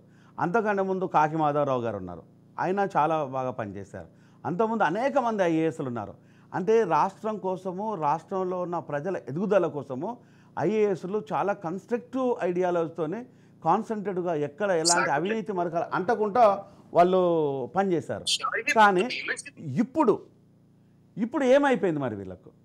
ఇప్పుడు ఈ దిగుమతి చేసుకున్న ఈ ఆఫీసర్లు ఇప్పుడు ఇక్కడ తెలంగాణలో ఐఏఎస్ లేకపోవడం లేదు, తెలంగాణ లోపల క్యాడర్ సంబంధించిన ఐపీఎస్ లేకపోలేదు. ఈరోజు బయట రాష్ట్రాల నుంచి తెలంగాణ రాష్ట్రానికి వచ్చిన తర్వాత వీళ్ళ ఆస్తుల పైన ఎక్కడైనా నిఘా పెడుతుందా సెంట్రల్ గవర్నమెంట్ మీది, ఏజెన్సీస్ మీద? మరి ఈ నిఘాలు మీరు పెట్టడం లోపల ఎందుకు విఫలమైనట్టు? ఏమంటుందంటే ఐఏఎస్లు అనేది ఈ రాష్ట్రంలో చేయాలి, ఈ రాష్ట్రంకి వెళ్ళే రావాలి, ఆ రాష్ట్రంలో ఉండాలంటటువంటి ఒక రూల్ అండ్ రెగ్యులేషన్ లేదు. ఇక్కడ ఏంటంటే అందరూ ఐఏఎస్లు అవినీతి పరులు కాదు. ఈరోజు దేశాన్ని నడిపిస్తున్నది ఐఏఎస్లు. 30 సంవత్సరాల తర్వాత ఈరోజు ఒక చెట్టు పెడితే మళ్ళీ ఎన్ని చెట్లు వస్తుంది, ఎన్ని కాయలు కాస్తుందో ఒక ప్రాజెక్ట్ రిపోర్ట్ ఇచ్చి దేశానికి వెన్నుముకైనటువంటి ఒక అందరూ ఐఏఎస్లను ఐపీఎస్లను తప్పట్టడానికి లేదు. ఎవరైతే అవినీతి పరులు ఉన్నారో వాళ్ళని వ్యక్తిగతంగానే మనం చెండాడాల్సినటువంటి ఒక అవసరం ఉన్నది. ఎవరైతే ప్రజాద్రోహులు ఉన్నారో వీళ్ళందరినీ గిట్ట శిక్ష పడడానికి అందరూ సహకరించాలి. అదేవిధంగా భారతీయ జనతా పార్టీ అవినీతికి చాలా దూరంగా ఉంటుంది. అవినీతి అధికారులు ఎవరైతే ఉన్నారో వాళ్ళకి అందరికీ శిక్ష పడేటట్టుగా భారతీయ జనతా పార్టీ కఠినమైనటువంటి ఒక చర్యలు తీసుకుంటుంది. దీంట్లో ఎలాంటి డివియేషన్ లేదన్నటువంటి ఒక విషయం స్పష్టంగా చెప్పదలుచుకున్నాం. ఇంకోటి ఏంటంటే గత ప్రభుత్వమే అవినీతి ప్రభుత్వం. ఇలా కవిత లిక్కర్ కేసు కానీ, లేకపోతే కేటీఆర్ మున్సిపల్ మంత్రి కానీ, హరీష్ రావు గారు కానీ, అది ఇరిగేషన్ మంత్రి కానీ, కేసీఆర్ గారు కానీ, అంటే వాళ్ళు ప్రజల భూములు గుంజుకున్నటువంటి ఒక చరిత్ర దేశంలో ఎక్కడ లేదు. బీజేపీనే కవిత అవినీతి చేసింది అంటారు. ఒకవైపు బీజేపీనే కవిత మీద ప్రెస్ మీట్లు పెట్టేసింది, బీజేపీనే ప్రచారం చేసింది. కవిత లిక్కర్ లోపల చాలా క్లియర్ పాత్ర ఉందని బీజేపీనే దాన్ని చాలా క్లియర్గా ప్రజల ముందు పెట్టింది. మరి అరెస్ట్ చేసే విషయానికి, ఎంక్వైరీ చేసే విషయానికి వచ్చినప్పుడు కవిత విషయం లోపల ఎలాంటి డెసిషన్ తీసుకోలేకపోవడం, అప్పుడు ప్రజలకు అనుమానాలు కలగటము, బీజేపీ బీఆర్ఎస్ ఒకటిలాగా కనిపించడము, ఈరోజు బీఆర్ఎస్ పతనానికి బీజేపీకి కొంత ఓట్ షేర్ రావాల్సిన దానికి తగ్గడానికి ఇవన్నీ ఈ ఇష్యూ కారణం కాదని మనం అనుకుంటామా? ప్రజల లోపల ఈరోజు ప్రతి ఒక్కరిని ఎవరిని అడిగినా కూడా, మనం ఊర్లలో కూర్చొని మాట్లాడితే ఎవరి కూర్చొని మాట్లాడినా కూడా కవిత ఇట్లా ఉందంట, కవిత ఇట్లా ఉందంట అనేది నలుగురు మాట్లాడుకుంటే ముగ్గురు ఇదే మాట మాట్లాడినా అది నీకు తెలుసు, నాకు తెలుసు. అంటే ఇంత ప్రజల్లోకి వెళ్ళిన తర్వాత కవిత విషయం లోపల అంత సున్నితంగా ఉదారంగా బీజేపీ ఎందుకు ప్రవర్తించిందన్న విషయాన్ని ఇంతవరకు ఆన్సర్ లేదు. అన్న సీన్ అన్న, ఇప్పుడు ఇలాంటి అధికారులను మీరు క్షమించరు, ఎవరం క్షమించము, ప్రజలు క్షమించరు, ప్రభుత్వాలు క్షమించరు, క్షమించరు. అలాంటప్పుడు ఇప్పుడు ఇంత అవినీతిని ఏ విధంగా మీరు చూస్తారన్నా? నన్నేనా? మీరు అవినీతిని ఏ విధంగా చూస్తాం? అవినీతి అనేది పెద్ద సమాజానికి చేటు అని చెప్పాను కదా, దాన్ని చాలా సీరియస్ గా తీసుకోవాలి. ఎంత ప్రభుత్వం నిక్కచ్చిగా వ్యవహరించి ఇటువంటి వాళ్ళని అసలు జీవితాంతం బయటికి రాకుండా చెయ్యాలి. మొన్న మా ప్రభుత్వంలో ఒక ఎంఆర్ఓని తీసుకొస్తే ఆయన ఇజ్జత్ కు వాళ్ళ భర్త చనిపోవడము, ఆమె ఆమాగం అవడము, అవినీతి అధికారులకు ఏమైనా అయ్యో పాపం అనొద్దండి. సో ఎవరైనా సరే, అవినీతి రాజకీయ నాయకుడైనా, అవినీతి ఇదైనా, బీజేపీ ఏదో నీతివంతమైన మాటలు మాట్లాడుతుంది, రాజకీయ పబ్బం గడుపుకోవడానికి బట్టగాల్వాలి, మీదేయాలి, దాన్ని ప్రచారంలో పెట్టాలి, ఇక అదిగో అయ్యింది ఇదిగో అయ్యింది అని బ్లాక్ మెయిల్ చేయాలి. అలా పార్టీలో చేరంగానే వాషింగ్ పౌడర్ నిర్మా. ఇప్పుడు మా నాయకులను అంటుంది కదా, మేము ఒకవేళ బీజేపీలో చేరితే వాళ్ళ మీద మాఫ్ అయిపోతుంది. ఎంతమంది మీద అట్లా చేయట్లేదు, ఇట్లా బెదిరించి అలా పార్టీలో చేర్చుకోవడానికి ఉపయోగించుకుంటున్నారు వ్యవస్థల్ని. అది ఈడీ కావచ్చు, ఇంకోటి కావచ్చు. ఈ బీజేపీ వచ్చిన తర్వాత మొత్తం ఈ దేశంలోనే ఒక రాజకీయ క్రీడ, వికృత క్రీడగా మారిపోయింది. సిబిఐని, ఈడీని వాడుకోవాలి, సెంట్రల్ ఐటీని. ఎవరు వాళ్ళ మాట వినరో, ఎవరు వాళ్ళ పార్టీలకు లేవో, ఎక్కడ స్ట్రెంథన్ లేదో అక్కడ స్ట్రెంథన్ చేసుకోవడానికి చేస్తా ఉంది. ఇది కూడా బీజేపీ పార్టీ కూడా ఈ దేశానికి పట్టిన చీడ, దాన్ని కూడా వదిలేయాలి. అరే ఉన్నదని చర్యలు తీసుకోండి, లేకపోతే కూర్చోవాలి. ఏం ఆరోపణ చేసి ఇంకా అయిపోయింది, దొంగతనం అయిందంటే ఎట్లా? నేను ఒక లాయర్ని, ఏదైనా అలిగేషన్ వచ్చినప్పుడు దాన్ని until unless it is proved guilty అండి. ఇప్పుడు నీ మీద ఏదైనా ఆరోపణ వస్తుంది, రేపు మీరు దీనికి చేసిరని ఒకరు ఆరోపిస్తాడు, ఎవడో పనికిమాలినోడు నీ ఊళ్ళో చెప్తాడు. చెప్పినప్పుడు అది ప్రూవ్ అయినప్పుడు కదా వన్ మాట. ఆరోపణలు చేసేది మీరే, దొంగ అనుడు మీరే ఏదో చేసినట్టుగా చేసుడు. ఈ దేశంలో మొత్తం బీజేపీ వచ్చినాకనే ఇటువంటివి జరుగుతా ఉన్నాయి. ప్రతి ఒక్కరి మీద బట్టగాల్చి మీదేసుడు. ఉంటే అరెస్టులు చేయండి, ఎవడొద్దన్నాడండి? కేసులు ప్రూవ్ చేయండి. నీ సిబిఐ ఇప్పటి వరకు అరెస్ట్ చేసిన దాంట్లో 9 అంటే నీ గవర్నమెంట్ వచ్చిన నుంచి శిక్షలు పడేది 19 కేసులల్లా. మరి ఆ 6,000 కేసులో 9,000 కేసులో బుక్ చేసిరు. ఏమైంది నీది సత్తా? ఉత్తర కుమారుడి ప్రగల్భాలు, అంత చాతగాని వేషాలు. ఎవరైనా ఆరోపిస్తే అది ప్రూవ్ చేయాలి. మెల్లగా ఇంటెలిజెన్స్ వ్యవస్థ లేదా? ఉంటేనే, దాంట్లో ఏమైనా పస ఉంటేనే మెల్లగా ఆరోపణ కూడా చేయొద్దు. సైలెంట్ గా పోవాలి, అరెస్ట్ చేయాలి, కటకటాలు వెనక చేయాలి. ఇవేమేంటండి రాజకీయ ఆరోపణలు? సీనన్న మన ఇప్పుడు లైన్ లో పొలిటికల్ అనలిస్ట్ అరవింద్ గారు కూడా లైన్ లో ఉన్నారు. అసలు ఇటువంటి రాజకీయం కూడా చేసే ఒక్క నిమిషం మన పాలిటిక్స్ పొలిటీషియన్స్ డిస్కషన్ లో ఇప్పుడు పొలిటికల్ అనలిస్ట్ అరవింద్ గారు కూడా జాయిన్ అయ్యారు. హలో జయరామ్ అరవింద్, ఇప్పుడు మనకు ఈ ఎవరైతే ఈ శివ బాలకృష్ణ ఉన్నాడో, శివ బాలకృష్ణ వచ్చేసి లగ్జరీ వాచెస్ అంటే రోలాక్స్ కావచ్చు, లేకపోతే ఫసాట్ కావచ్చు, రాడో వాచెస్, గాడ్జెట్స్, యాక్చువల్ గా నేను తాడూరు శ్రీనివాస్ కి కొన్ని క్వశ్చన్స్ అడగాల్సింది కాల్ చేశాను. అడగండి. శ్రీనివాస్ గారు నమస్తే. ఇప్పుడు తెలంగాణ ఉద్యమంలో మీ నిబద్ధతని ఎవరు ప్రశ్నించరు, తెలంగాణ ఉద్యమం అనంతరం ఎంబీసీల విషయంలో మీ నిబద్ధతని ఎవరు ప్రశ్నించరు. కానీ ఈ రోజు ఒక భారీ అవినీతి కుంభకోణాలు బయటపడుతుంటే దానిపై మీరు సౌమ్యంగా మాట్లాడటాన్ని తెలంగాణ సమాజం హర్షించని పరిస్థితి ఉంటుంది. రెండోది, సుదీర్ఘకాలం పాటు ఒకటే స్థానంలో chief city planar Devender Reddy గాని, ట్రాన్స్పోర్ట్ కమిషనర్ పాపారావు గాని, ఇట్లాంటి వాళ్ళు సుదీర్ఘకాలం ఒకటే పొజిషన్ లో కంటిన్యూ అవటాన్ని, బాలకృష్ణ లాంటి వ్యక్తి, శివ బాలకృష్ణ లాంటి వ్యక్తి కీలకమైనటువంటి పొజిషన్ లో ఒక్కడే సుదీర్ఘకాలం కొనసాగటాన్ని, ఇట్లాంటి వాటిని మీలాంటి వారు సమర్థించటం లేదా మీలాంటి వారు సమర్థించడానికి చూడటం సరైనటువంటి భావాన్ని మాత్రం తెలంగాణ ప్రజల్లో కల్పించదేమో అనేది నా భావం. శ్రీనివాస్ గారికి మీకు సమాధానం చెప్పాలి. నేను తీవ్రంగా వీళ్ళ మీద చర్యలు తీసుకోవాలని చెప్తున్నా. మీరు ఎక్కడింటున్నారో నాకేం అర్థం అవుతలేదు. ఉట్ట మాటలు ఏమంటున్నా, ఏ ఇంట్లో ఉంటే ముందు నన్ను మాట్లాడుతా ఉన్నారు వ్యక్తిగతంగా, మిమ్మల్ని సంబోధించమని చెప్పండి ఏదన్నా ఉంటే. నేనేమంటున్నా అంటే ఇక్కడ అసలు మీకేమన్నా తెలిసి ఉంటే సమాచారము అటువంటి వాళ్ళని లోపలేయమని చెప్తున్నా. అది ఎంతటి వారైనా చెప్తున్నా. ఇక ఎంతకన్నా మించి ఏం మాట్లాడతాం? ఇదేమో మంచిదా? ఇది దేశానికి ఎవరు చేస్తే, మా వాళ్ళు చేస్తే మంచిది, మీ వాళ్ళు చేస్తే మంచిది, అట్లా ఉంటుందా? దొంగే కదా. అరవింద్ అనేది ఏంటంటే ఏమంటారు, మీకు కన్వే లోపల కొంచెం ప్రాబ్లం వచ్చి ఉండొచ్చు. అరవింద్ అనేది ఏంటంటే మీ ఉద్యమాన్ని కానీ, మీ వ్యక్తిగత విషయాలు కానీ, మీరు చేసిన పోరాటాలు కానీ, మీకున్న నిబద్ధత కానీ, ఎంబీసీలో ఉన్న మీకున్న క్రమశిక్షణ నిబద్ధత కానీ ఎక్కడ ఎలాంటి డిస్ప్యూట్ లేదు. ఇది కూడా సమర్థించలేదు అంటున్నా. ఎలాంటి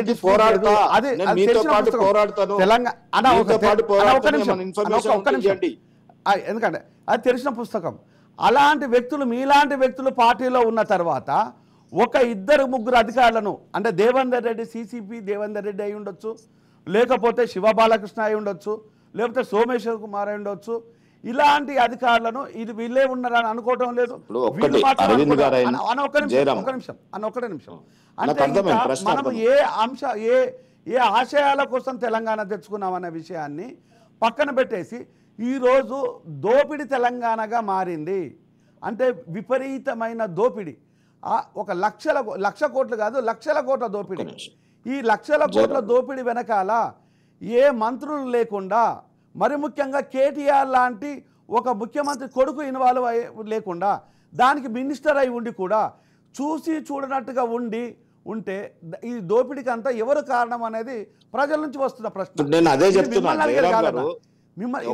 జయరామ్ గారు, ఇది మిమ్మల్ని అడిగారు ప్రజల నుంచి. ఒక్క నిమిషం సార్. ఇప్పుడు కేటీఆర్ గాని లేకపోతే దేశ ప్రధానులు గాని ఎవరన్నా ఉండని, నిజంగా మీరు ఆరోపిస్తున్నారు కదా, నిజంగా మీ దగ్గర ఇన్ఫర్మేషన్ ఉండి ఆరోపిస్తున్నారా? నిజంగా వారు ఎంకరేజ్ చేసినట్టు ఏమైనా ఆధారాలు ఉన్నాయా? ఉంటే చర్యలు తీసుకోండి అని చెప్తున్నా. కానీ మనం మాట్లాడొద్దు అంటున్నా.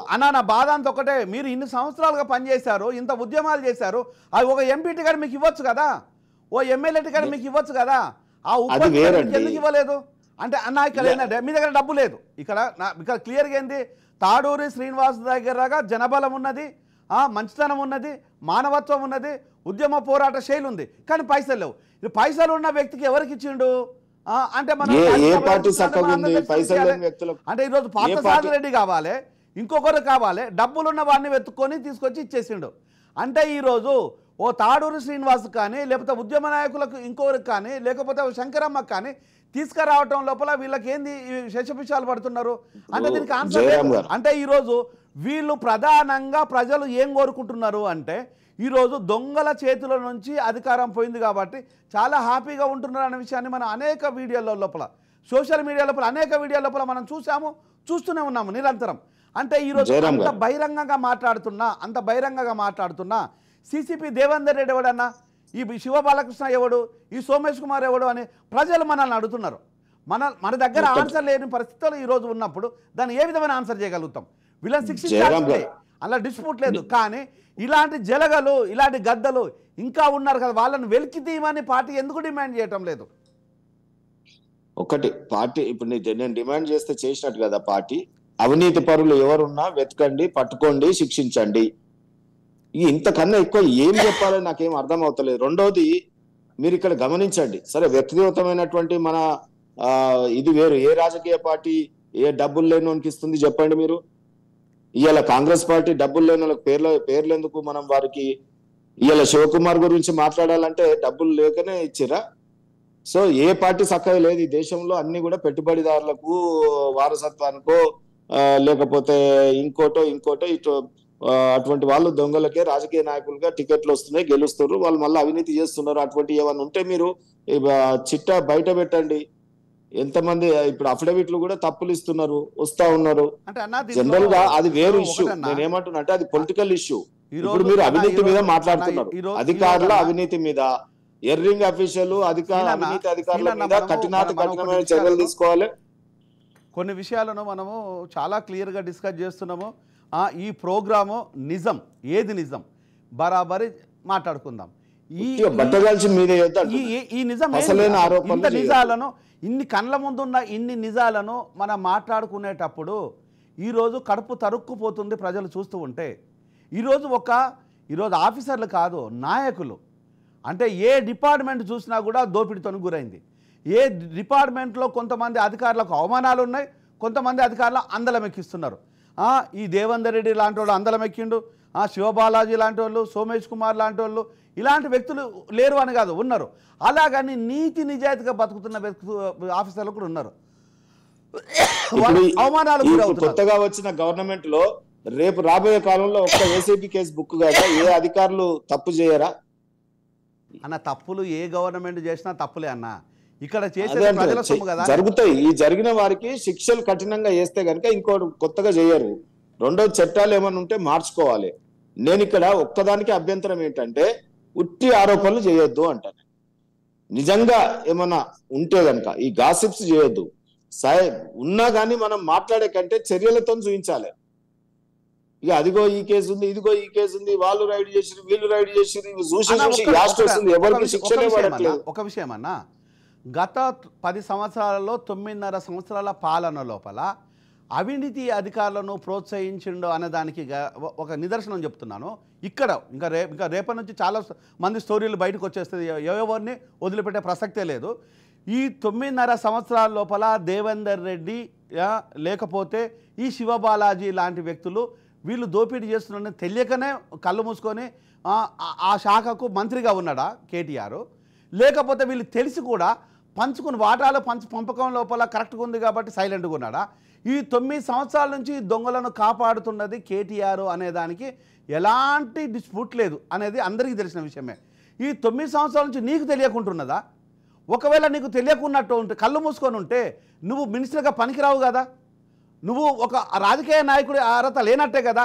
ఈ లేని రాజకీయ నాయకుడు అవతారం ఎత్తేసి ఓన్లీ దారి దోపిడీలాగా ధనాన్ని దోసుకుంటూ పోతూ ఉంటే పంచుకోవటం లోపల మీరు పర్ఫెక్ట్గా పాఠాలు పంచుకున్నారు. తప్పితే ఈ 9 సంవత్సరాల నుంచి దేవేందర్ రెడ్డి కానీ, లేకపోతే శివబాలకృష్ణ కానీ, లేకపోతే సోమేష్ కుమార్ చేసిన ఎన్నో లీలలు ఉన్నాయి. ఈ లీలల విషయం లోపల ఇటు ముఖ్యమంత్రి, ఇటు కేటీఆర్ ఎక్కడ ఏ విధమైన నోరు జారతలేరు, మాట్లాడతారు. నోరు జారటం కాదు, నోరు మెదపటం లేదు.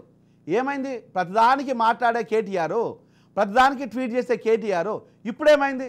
ఈ దేవేందర్ రెడ్డి విషయం లోపల, శివబాలకృష్ణ విషయం లోపల ఎందుకు మాట్లాడతలేదు అనేది ప్రజల నుంచి వస్తున్న ప్రశ్న. దాన్ని మనం ఎట్లా సమర్థించుకుంటాం? నువ్వు చెప్పవే. మన ఒక తెలంగాణ వ్యక్తులుగా, ఒక నిరుపేద కుటుంబాల నుంచి వచ్చిన వ్యక్తులుగా ఈ మన ధనాన్ని దోసుకుపోతూ ఉంటే, మన కడుపులో కొడుతూ ఉంటే, ఇలాంటి జలగలను మనం ఏరి పారేయకుండా ఇంకా వీళ్ళ గురించి మనము ఏ విధంగా మనం సపోర్ట్ చేసుకుంటూ వెళ్ళిపోతామన్నా? ఇప్పుడు ఇన్వెస్టిగేషన్ ఆఫీసర్ కానీ ప్రభుత్వం కానీ వీటి మీద స్పందిస్తుందండి. ఇప్పుడు మేము స్పందించిన కేసుని తప్పుదారి పట్టిస్తున్నారు, అదన్నారు ఇదన్నారు అని మళ్ళీ ప్రతిపక్షం మీద కింద పడ్డం మీదనే రాళ్ళు పడతాయి. ఇప్పుడు మేము ప్రతిపక్షంలో ఉన్నాం, వారి మీద చర్యలు తీసుకోవాలని కోరుతున్నాం. నిజంగా ప్రజాధనాన్ని దుర్వినియోగం చేసినటువంటి రాజకీయ నాయకుడైనా సరే, ఐఏఎస్లు అయినా సరే, ఎవరైనా సరే చర్యలు తీసుకోమని చెప్తున్నాం. చర్యలు మామూలు చర్యలు ఉండొద్దు, ఇంకా కావాల్సి ఉంటే చట్టాలకు పనులు లేవంటారు. సో మంచి టీత్ కల్పించండి, వారిని ఎక్కడికక్కడ నిర్మూలించండి అని చెప్తా ఉన్నాము. అసలు ఇంకా మీరు నా ఎదురుగా అవినీతి పరులు తీసుకొస్తే చెప్పవలగొడతాము. They are very scoundrels. ఇప్పుడు అంతకన్నా ఇంకేం చెప్పాలి చెప్పండి, సాటిస్ఫై అవ్వడానికి ఏం వర్డ్స్ యూజ్ చేయాలి? ఈ దేవేందర్ రెడ్డి సిసిపికి ఉన్న దేవేందర్ రెడ్డి ఈ లాయర్ గా అట్లా పేర్లు చెప్పలేమండి, లేకపోతే ఈ ముఠా మేస్త్రి అయిన కేటీఆర్, ఈ ముఠాకు మేస్త్రిగా ఉన్న కేటీఆర్ ఈ ముఠా గురించి మాట్లాడకుండా సైలెంట్ గా ఇప్పటి వరకు కూడా ఉంటే, ఎవడన్నా ఎక్కడన్నా పని చేస్తుంటే చిన్న పని చేస్తుంటే అరే ఇక ఇక్కడి నుంచి ఈడ పెట్టరా అని చెప్తుంటాం. ఈయన అది కూడా చేత కాకుండా ఎంత తెచ్చినో ఎప్పుడు పంచుకుందాం అనే విధంగా ఈయన ధోరణి ఉందంటే, ఈయన రాజకీయ నాయకుడిగా పనికొస్తుందని ప్రజలు నమ్ముతున్నారా? ఇంకా నమ్ముతారా? మన తెలంగాణ ప్రజలు ఎంత అవమానపడ్డా, ఎంత ఆవేశపడ్డా, ఎంత ఆత్మీయంగా ఉన్నా తేడాలు వస్తే తొక్కి పెట్టి నారదీతారు అనే విషయం తెలుసు. మరి ఇంత తెలిసిన కేటీఆర్ నన్ను ఏం బీకలేరు అనే విధంగా మాట్లాడుతున్నాడు అంటే, వీళ్ళని ఎందుకు వదిలేస్తున్నట్టు ఈ దేవేందర్ రెడ్డిని ఈ శివబాలకృష్ణ విషయం లోపల ఎందుకు నోరు మెదుపుతలేడు అంటావు? నేనేమంటున్నా, రాజు దొంగ అయితేనే రాజు దగ్గర పనిచేసేటటువంటి ఒక బట్టలందరి గిట్ట దొంగతనం చేయడం అలవాటు పరుచుకుంటాం. 1000% దాని దాపరికం ఏమున్నది? ఉద్యమ పార్టీగా ఎదిగినటువంటి ఒక కేసీఆర్ కానీ కేటీఆర్ కానీ ఉద్యమ పార్టీ పెట్టి ప్రజలను రెచ్చగొట్టి 1200 కుటుంబాలకు షిచ్చు పెట్టి 1200 మంది అమరులు అయితే అమరులైన కుటుంబాలను ఆదుకున్నటువంటి ఒక పార్టీ టీఆర్ఎస్ పార్టీ. దాన్ని రూపాంతరం చెందించుకొని బీఆర్ఎస్ పెట్టుకొని దేశకీ నేతని ప్రకటించుకున్నటువంటి ఒక కేసీఆర్ సారు, మరి కేటీఆర్ సారు అవినీతి గురించి రాష్ట్రంలో జరుగుతున్నటువంటి ఒక ఏ ఒక్క వ్యవస్థ అయినా ఇంప్లిమెంటేషన్ సరిగా జరగలేదు. కానీ ఆడ కాళేశ్వరం కడితే కూలిపోతుంటుంది, ఇక్కడ చేసేటటువంటి ఒక అవినీతులు ఇక్కడ జరుగుతుంటాయి.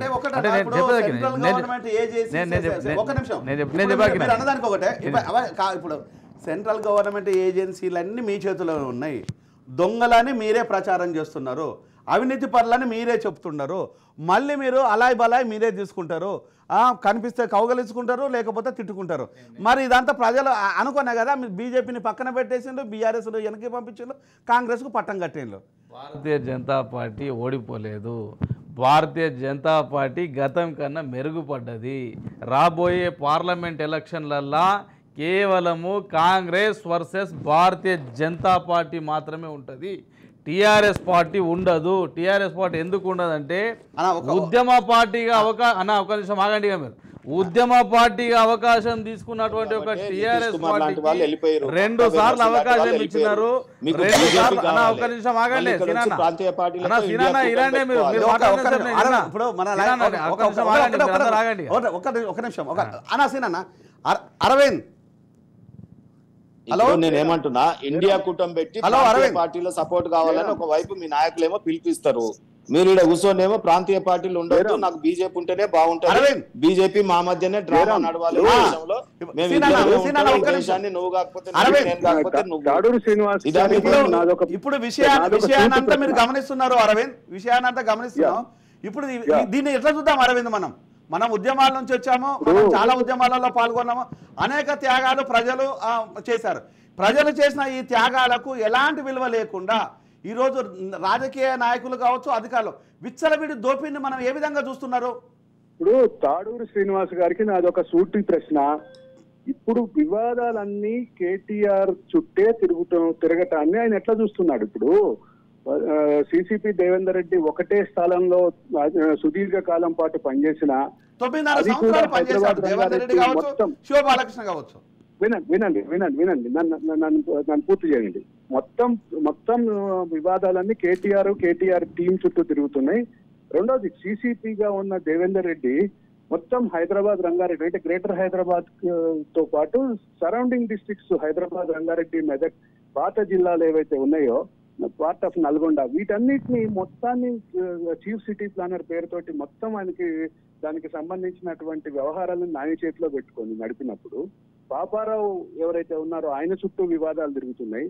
మహేష్ భగవత్ అనే ఒక ఐపీఎస్ అధికారిని సుమారు 8 సంవత్సరాల పాటు ఒకటే పోస్ట్ లో ఉంచారు.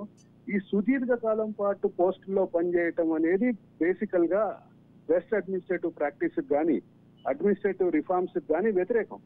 రెండోది డిఓపిటి చాలా క్లియర్ గా చెప్తుంది. డిఓపిటి ఆర్డర్స్ ఇచ్చినటువంటి ఆర్డర్స్ ప్రకారం ఒక ఐఏఎస్ ఒక సివిల్ సర్వెంట్ సుదీర్ఘ కాలం పాటు ఒక దగ్గర పనిచేయకూడదు. అట్లాగే అడ్మినిస్ట్రేటివ్ రిఫార్మ్స్ కమిటీ చాలా క్లియర్ గా చెప్పింది కేంద్ర ప్రభుత్వం వేసినటువంటి ఒక స్థాయి దాటి అధికారి ఎప్పుడూ ఒక ప్లేస్ లో కంటిన్యూగా పనిచేయకూడదు.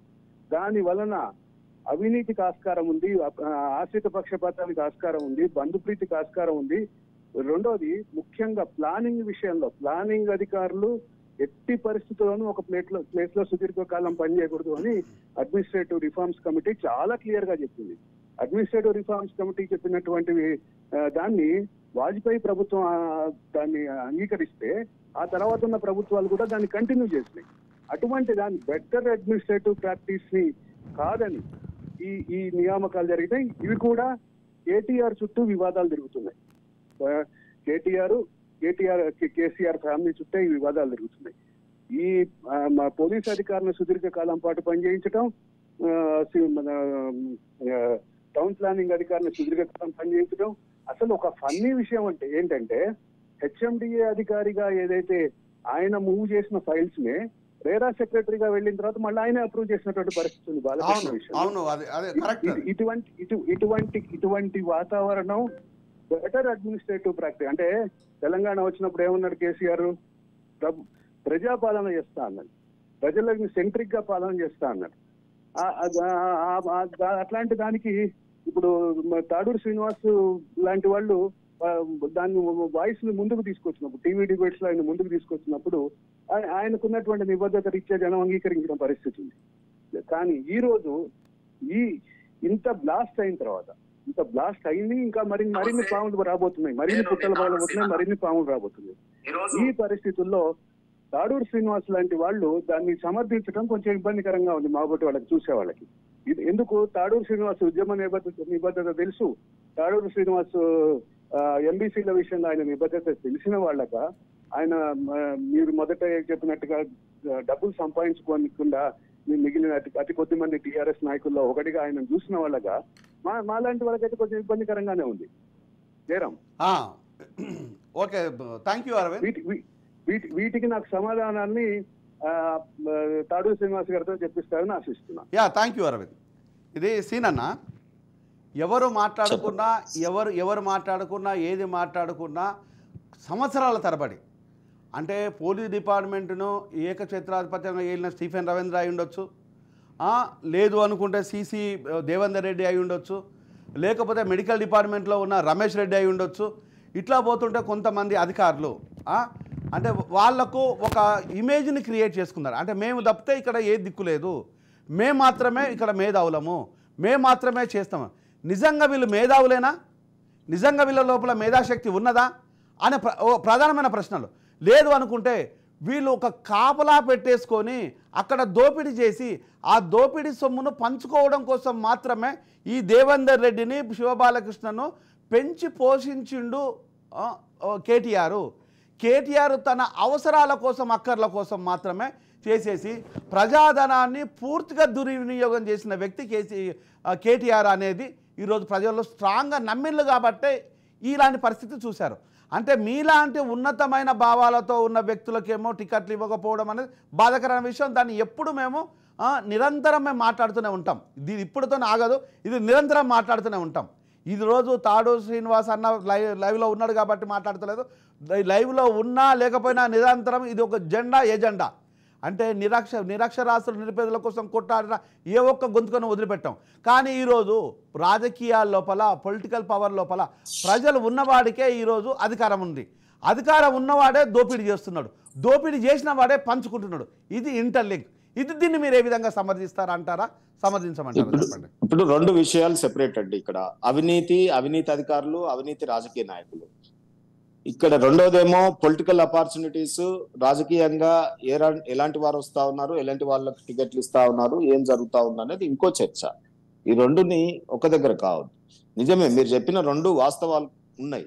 ఏంటి, రాజకీయంగా డబ్బు అవినీతి పరంగా డబ్బులు సంపాదించిన వారికే డబ్బులు ఉన్న వాళ్ళకే టికెట్లు రావడం, వారు ఎమ్మెల్యేలు మంత్రులు అవడం, మళ్ళీ వారు సమాజంలో ఏ రకంగా సేవ చేస్తారో మీకు తెలుసు. నేను పదే పదే వీటి మీద నేను కూడా మీతో సంఘీభవిస్తున్నా. అయితే రెండోది అవినీతి అవినీతి అధికారులను ఎవ్వరు టాలరేట్ చేయొద్దని చెప్తా ఉన్నా. అప్పటి నుంచి నేను గొంతు చించుకొని చెప్తా ఉన్నా. అవినీతి ఇప్పుడు సరే, ఇప్పుడు మీరు కేటీఆర్ గారి మీద ఆరోపణలు, కేటీఆర్ గారి మీద ఎందుకు ఎవరు ప్రోత్సహించారు? ఏ రాజకీయ పార్టీ ప్రోత్సహించింది? టిఆర్ఎస్ పార్టీ ఒక్క నిమిషం. ఇప్పుడు ఇక్కడ ముఖ్యులు కాబట్టి, అక్కడ ఆ శాఖకు మంత్రులుగా పనిచేస్తున్నారు కాబట్టి, ఆ రకంగా ఈ కేటీఆర్ గారిని మొత్తం మలాయం చేస్తే ఆ పార్టీ వీక్ అవుతుంది కాబట్టి రాజకీయ పరమైన ఆరోపణలు వారి మీదనే వస్తాయి, వేరే ఎవరి మీద రావు. నా మీదనో ఇంకోరి మీదనో వస్తే పెద్ద వారి ఇది జరగదు. నేనేమంటున్నంటే కేటీఆర్ గారు కావచ్చు, XYZ ఎవరైనా కావచ్చు, నిజంగా వారి మీద ఏమైనా ఉంటే ఈ ప్రభుత్వము దే ఆర్ ఎట్ లిబర్టీ, ఎటువంటి చర్యలైనా తీసుకోవాలి. నిజంగా ఉంటే బయట పెట్టాలి. ఆ బయట పెట్టే క్రమంలో మేము జనరల్ గా లాయర్లం ఏం చేస్తాం, కేసు నడుస్తున్నప్పుడు గుంబనంగా ఇన్వెస్టిగేషన్ ఆఫీసర్ తన పని తాను చేసుకొని తను ఇన్వెస్టిగేషన్ చేయకుండా ఉట్టి మాటలు మాట్లాడుతూ బయట పేపర్ ప్రకటనలు ఇస్తే కేసులు నీరుగారిపోతాయి. పక్కడ్బందీగా ఇప్పుడు పట్టుకున్నారు అంతే. ఇప్పుడు మీరు అంటున్న శివబాలాజీ డబ్బులతో సహా దొరికినారు. నిజంగా టీవీలో చూస్తుంటే బొల్లు మండిపోతా ఉంది. కానీ చట్టాలలో ఏముంది, అతను ఏదైతే వీళ్ళు ఆరోపించారో, వీళ్ళు ఏదైతే కేసు పెట్టిరో అది ప్రూవ్ అయ్యే వరకు ఆయన గిల్టీ అనలేం మనం. సో అట్లా ఈరోజు అరవింద్ అడిగినా, నేను అడిగినా, ప్రజలు అడిగినా మా స్ట్రైట్ క్వశ్చన్ ఒకటే. ఏం అడుగుతున్నామంటే, గత కొన్ని సంవత్సరాలుగా ఒకే సీట్లో ఒకే వ్యక్తిని కూర్చోబెట్టి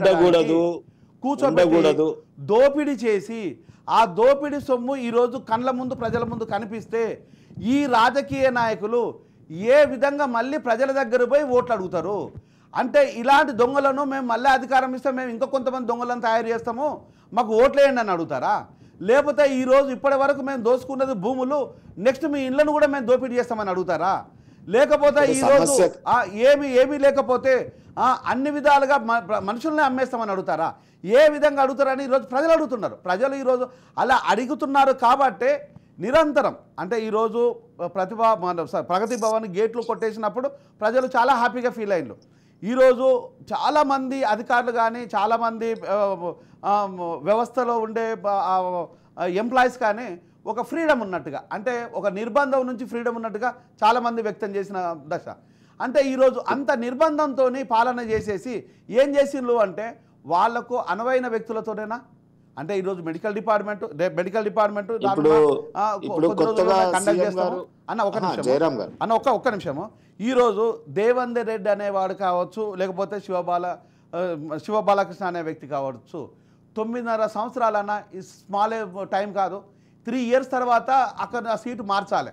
కానీ 9.5 సంవత్సరాలు ఒకే సీట్లో కూర్చోబెట్టేసి ఏం చేయించినావు? దోపిడీ చేయించినట్టే కదా, దగ్గర దోపిడీ చేయించినట్టే కదా. కేటీఆర్ ప్రజలన్నది వాస్తవం. ఇంత తెలిసిన వాళ్ళు 3 ఏళ్ల సర్వీస్ చేసినటువంటి వాళ్ళు ఎక్కడెక్కడ ఉన్నారో అవన్నీ కూడా అప్పుడు మీ న్యూస్ ఛానల్లో పెట్టొచ్చు కదా పేర్లు. వారు అధికారంలో ఉన్నప్పుడు ఇట్లనే మాట్లాడొచ్చు కదా. తప్పకుండా ఈరోజు సేమ్ టైం దానికి కోఆపరేట్ చేసి మాజీ మినిస్టర్లు అనుకున్న వాళ్ళు, లేకపోతే ఇతర ఎప్పటి వరకు చేసిన ఏ వ్యక్తులను ఏ స్థితిలో ఉన్న వ్యక్తులను కూడా వదిలిపెట్టే ప్రసక్తి లేదు. డెఫినెట్ గా ప్రజల ముందు పట్టుకురావడమే, అలా డిస్ప్యూట్ లేదు. దీన్ని ఏ విధంగా చూద్దాం? ఇన్ని సంవత్సరాలుగా ఇది ఒక ఇక్కడే ఉందని చెప్పడం లేదు. మెడికల్ డిపార్ట్మెంట్లో ఉంది, టీచర్లలో ఉన్నారు, ఇతర అధికారంలో ఉండే వాళ్ళు ఉన్నారు, ఇతర దాంట్లో ఉన్నారు. ఇన్ని విధంగా ఉన్న వాళ్ళను ఆ సీట్లలోనే కంటిన్యూ చేయించడం ఎంతవరకు అది బెనిఫిట్? ఎంతవరకు? నేను చెప్తున్నది మీరు అర్థం చేసుకోవట్లేదు జయరామ్ గారు.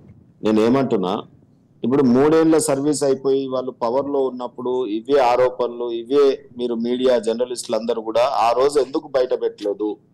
ఒకవేళ నిజంగా సరే అప్పుడు ఏదో చేయలేకపోయినారు, ఇప్పుడు మీరు పదే పదే చెప్తా ఉన్నారు రేపు ఫ్యూచర్ లోనైనా మీడియాను నిర్బంధించినారే పోలీసుల ద్వారా మీడియా మీద కేసులు పెట్టించి దాడులు దాడులు చేసినటువంటి చేస్తే సంతోషం. రెండోది భారతదేశంలో ఏ రాష్ట్రంలో గిట్లా టిఆర్ఎస్ బిఆర్ఎస్ నియంత్రించినట్టుగా ఏ రాజకీయ పార్టీ ఏ ముఖ్యమంత్రి గిట్ట నిర్బంధం పెట్టలే, నియంత్రించలే. అంటే నియంత్రించుడు అంటే కేసీఆర్ను చూసే నేర్చుకోవాలి. నియంతృత్వ ధోరణి అంటే ఎట్లా ఉంటుందో అది కేసీఆర్ ప్రజలకు వారు నియంత్రిస్తే అర్థమవుతుంది అది. అన్న యూట్యూబ్ మీడియా విషయంలో మీరు ప్రశ్న ఇస్తున్నారు, చాలా మంచి ప్రశ్న అన్న. ఒకటే నిమిషం, మీడియా విషయంలో చాలా మంచి ప్రశ్న వేశారు అన్న. యూట్యూబ్ ఛానళ్ళు మెయింటైన్ చేసిన రఘునేం చేశారు, తీన్మార్ మల్లన్న ఏం చేశారు, కాలోజీ ఛానల్ నడుపుతున్న శ్రీనివాసన్ ఏం చేశారు, ఇట్లా యూట్యూబ్ ఛానళ్ళు వాళ్ళకు వ్యతిరేకంగా ఉన్నారని చెప్పేసి ఒక సదరు పోలీస్ స్టేషన్ లోపల బట్టలిప్పించి నించోబెట్టేసిండ్రు, బట్టలిప్పించి నించోబెట్టిండ్రు.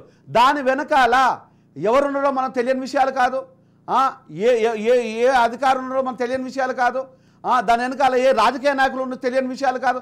మీడియాకు ఎక్కడైనా స్వతంత్రంగా ఇచ్చిండ్లా? TV9 వ్యతిరేకంగా మాట్లాడిందని చెప్పేసి ఏం జరిగిందో మనం చూసాము. అక్కడి నుంచి అంటే మీడియా అనే విషయానికి వచ్చినప్పుడు ఇబ్బందులు ఏ విధంగా ఇబ్బందులు పడ్డారు, తర్వాత తను ఓన్ చేసుకున్న విధానం, తర్వాత విషయాలన్నీ మనకు సంబంధం లేదు. కానీ ఈ విధంగా మీడియా ఎప్పుడు తన పాత్ర పోషించింది.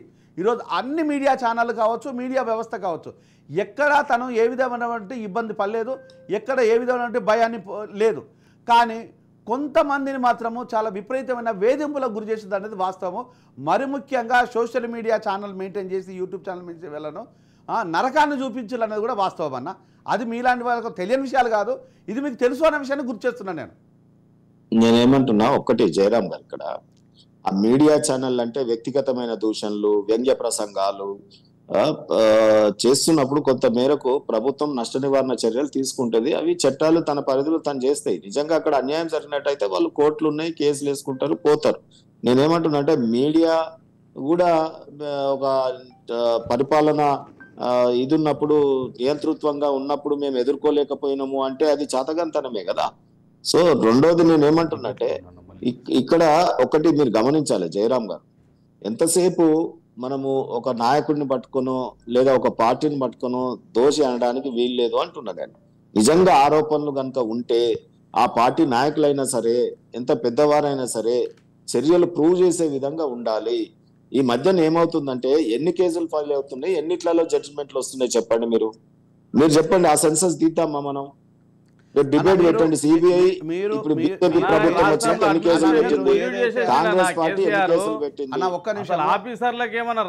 ఇప్పటి వరకు ఒక్క నిమిషం సెన్సెస్ చెప్తాను అన్న. ఇప్పటి వరకు ఏ మన ఈడీ ఏదైతే ఫైల్ చేసిన సిబిఐ ఈడీ ఫైల్ చేసిన కేసులు 5,000కు పైచిలుకు కేసులు అన్న.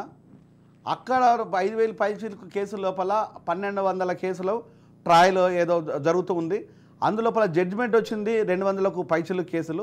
అక్కడ నుంచి కన్వెక్షన్ అయిన కేసులు 16 కేసులు. అంటే 8% నుంచి 9% వరకు పర్సంటేజ్లో ఉంది. ఈ పర్సంటేజ్ని మనము హర్షిద్దామా లేదా అన్నదాన్ని అది మన చేతిలో లేదు. అంటే మీరు ఓన్లీ నేను సెన్సెస్ మాత్రం చెప్పాను నేను, ఇది దాన్ని అది మన చేతిలో లేదు. కానీ ఇక్కడ ఈ అవినీతి అధికారులను ప్రోత్సహించకపోవడము, అప్పటి అధికారులను శిక్షించకపోవడం అనేది అప్పటి ప్రభుత్వ పాపం అని మనం డెఫినెట్గా చెప్పాల్సిందే కదా. ఇది ఆ పాపాన్ని కడుక్కోకుండా ఇంకా చిలుక పలుకులు పలకడం లోపల కేటీఆర్ అనేక విషయంలో పలుకుతున్నాడు. అదే విషయాన్ని ఇట్లాంటి వ్యక్తులను ఎక్కడెక్కడ ఉన్నారో వాళ్ళందరినీ వెలికిదీయమని ఒక పిలుపునెందుకు ఇవ్వటం లేదనేది ప్రధానమైన ప్రశ్న.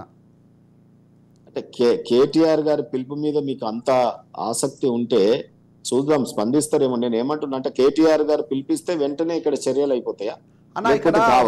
నేను మాట్లాడింది చూడండి, నార్మల్గా ఊర్లో మాట్లాడే జనాలకి మనం మాట్లాడిన దానికి కొంత వెయిటేజ్ ఉంటుంది.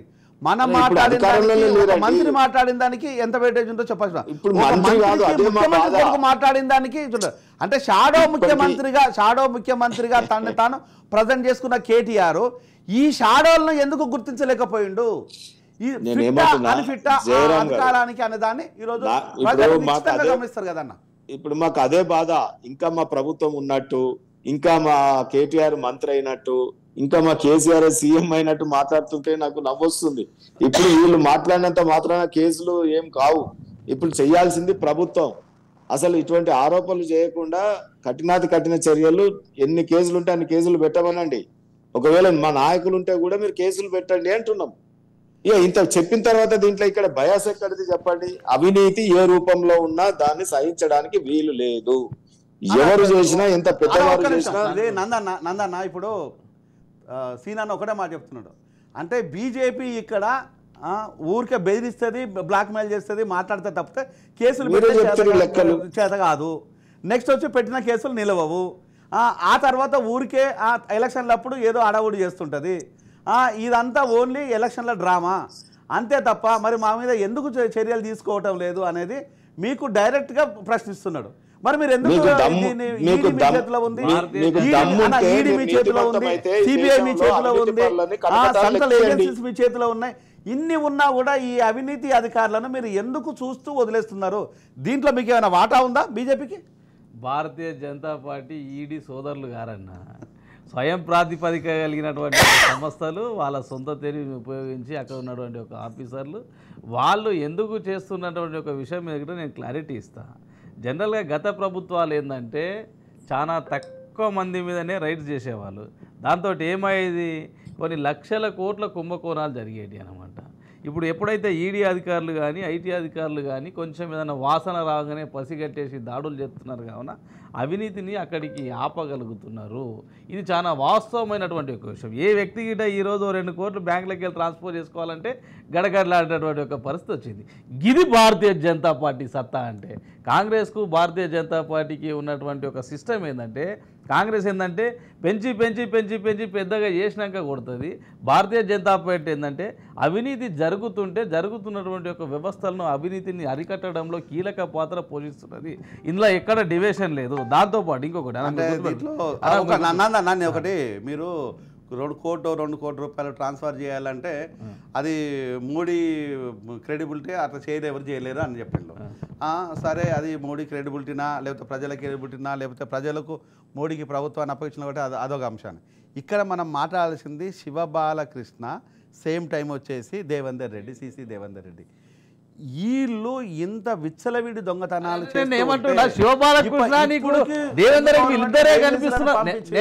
ఇద్దరు ఇంకా చాలా మంది ఉన్నారు. ఒక్కొక్కరిని చూసి జనాల ముందు పెడతాం మేము. ఇక్కడ చాలా మంది ఉన్నారు. వీళ్ళని ఎవరిని జనాల ముందుకు తీసుకురాకుండా ఊరికే డిస్కషన్ పెట్టడం కాదు కదన్న. వ్యక్తుల పేర్లు చెప్తున్నాము, చేసిన మోసాలు చెప్తున్నాము. సోమేష్ మీద ఉండదు. సోమేష్ కుమార్ బీహార్ నుంచి వచ్చిన ఒక ఐఏఎస్ ఆఫీసర్.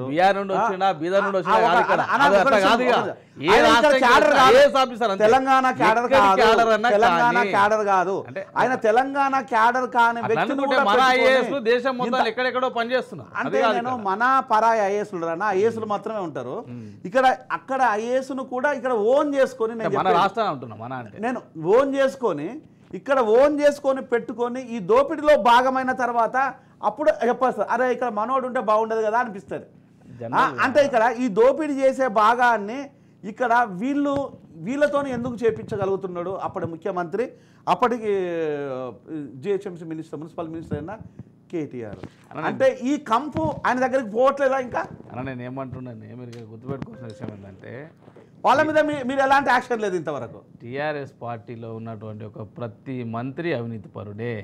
ముఖ్యమంత్రి అవినీతి పరుడైనప్పుడు మంత్రులు అవినీతి పరులు గారా? మంత్రులు, ఎమ్మెల్యేలు అవినీతి పరులు కావున అక్కడ ఉన్నటువంటి ఒక ఐఏఎస్ ఆఫీసర్లను ప్రలోభాలకు గురి చేసి భయపెట్టించి వాళ్ళని గిట్ట అవినీతి రొంపిలో దించినమాట వాస్తవము. కావున ఇక్కడ ఎవరైతే అవినీతికి పాల్పడ్డారో వాళ్ళందరి గిట్ట చట్టానికి ఎవరు అతిథులు గారు అందరినీ గిట్ట శిక్షించబడుతుంది. దాంట్లో ఎలాంటి సందిగ్ధం లేదు. కేటీఆర్ గిట్ట గత 10 సంవత్సరాల క్రితం ఎన్ని ఆస్తులు ఉండే, కేసీఆర్ ఫ్యామిలీకి ఎన్ని ఆస్తులు ఉండే, ఈరోజు ఎన్ని ఆస్తులు ఉన్నాయి, ఎన్ని బినామీ ఆస్తులు పెరిగినాయి, ఎవరెవరికి ఏమేమైతే ఆస్తులు వంచిపెట్టినాడో, ఎవరెవరికి చెప్పేది నండి మొత్తం చెప్పండి, ఎవరెవరికి అప్పనంగా 50 కోట్లకు ఉన్నటువంటి ఒక భూమి 5 లక్షలకో 10 లక్షలకో 20 లక్షలకో అప్పచెప్పిండో ఆ డాటా అంతా సేకరిస్తాయి ప్రభుత్వాలు, వాళ్ళ మీద చట్టపరమైనటువంటి ఒక చర్యలు తీసుకుంటాయి. ఇంకొకటి మేము ఏం చెప్తున్నామంటే కాంగ్రెస్ పార్టీ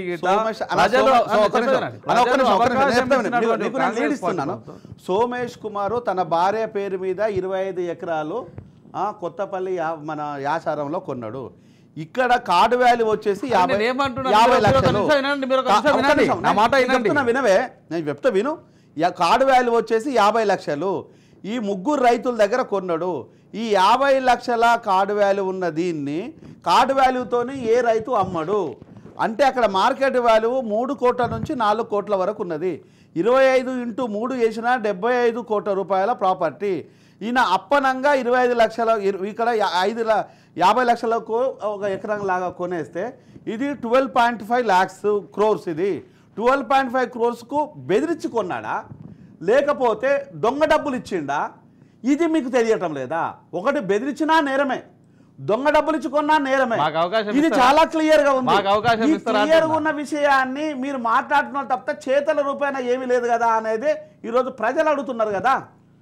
సోమేష్ కుమార్ అనేటటువంటి ఒక పర్సన్ ఈ రాష్ట్రానికి ఒక సిఎస్గా ఉన్నాడు. జనరల్గా గిట ఆయన టర్మ్లో ధరణి వచ్చినది. ధరణి మీద చాలా ఆరోపణలు ఉన్నాయి. ప్రజలు తీవ్రమైనటువంటి ఒక ఇబ్బందులు పడ్డారు. నిజంగా గిట భూ చట్టాలు 69 రకాలుగా ఉంటాయి. 13B నమూనా అని, ఈనామ్ అని, లేకపోతే గైరాన్ అని, షికామ్ అని, లేకపోతే ఇంకా ఫారెస్ట్ సంబంధించిన భూములని, ఈ రకరకాలైనటువంటి ఒక భూములు సోమేష్ కుమార్ ఇంత దోపిడీ చేస్తుంటే మీరేం చేస్తున్నారు? చూస్తూ కూర్చున్నారా? ఎంజాయ్ చేస్తున్నారా? మేము ప్రతిపక్ష హోదాలో ఉన్నాము. ప్రతిసారి ప్రజా సమస్యలపై కొట్లాడుతూ సోమేష్ కుమార్ నేను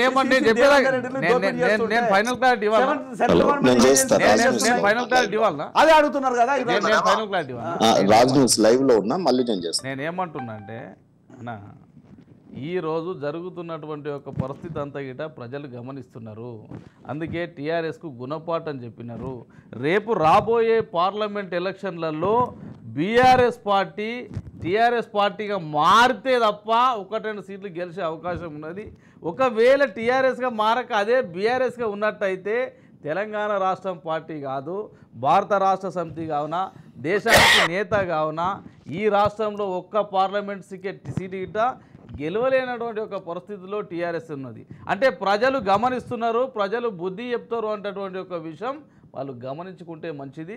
అవినీతి అధికారులు ఎంత పెద్దోళ్ళైనా, అదే గతంలో ఉన్నటువంటి ఒక మంత్రులైనా వాళ్ళందరూ తగిన గుణపాఠం, వాళ్ళకు శిక్ష జరుగుతుందనేటటువంటి ఒక విషయాన్ని నేను విశ్వసిస్తున్నా. కాంగ్రెస్ ప్రభుత్వాన్ని కూడా నేను డిమాండ్ చేస్తున్నా. అయ్యా కాంగ్రెస్ ప్రభుత్వం మీరు అధికారంలో ఉన్నారు కదా, గతంలో ఉన్నటువంటి ఒక మంత్రులు కానీ, కేటీఆర్ కానీ, కేసీఆర్ కానీ, అవినీతి పరులు ఎవరైతే ఉన్నారో వాళ్ళ మీద మీరు ఏమేం చర్యలు తీసుకుంటున్నారు? ఒక్క అవినీతి పరుడైనటువంటి ఒక బాలకృష్ణని ఎందుకు బయట పెట్టినారు? ఆయనకు చైన్ లింక్ అయినటువంటి ఒక కింద ఆఫీసర్లు ఎందుకు బయట పెట్టలేరు? ఆయనకు పైన ఉన్నటువంటి ఒక మినిస్టర్లను కానీ ఇంకా ఏ మినిస్టర్ ఏ విధంగా సహకరించినాడు, ఏ భూములు ఏ విధంగా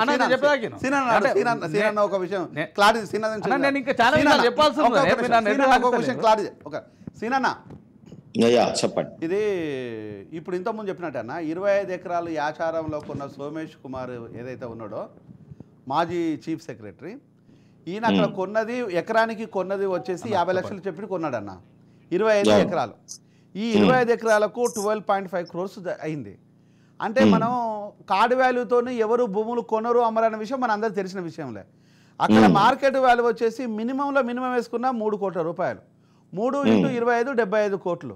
ఈ 75 కోట్లు 12.5 crores పోతే రిమైనింగ్ అమౌంట్ 60 crores పైచిలకు అమౌంట్ను ఏ విధంగా ట్రాన్స్ఫర్ చేసి ఉంటాడు? ఈయన డబ్బుగా ఇచ్చిండా, బెదిరించిండా? అంటే అధికారాన్ని అడ్డం పెట్టుకొని బెదిరించిండా? ఆ బెదిరించి రిజిస్ట్రేషన్ చేసుకున్నాడా? లేకపోతే దొంగ డబ్బులు నల్లధనాన్ని తీసుకొచ్చేసి దొడ్డిదారణ ఇచ్చిండా?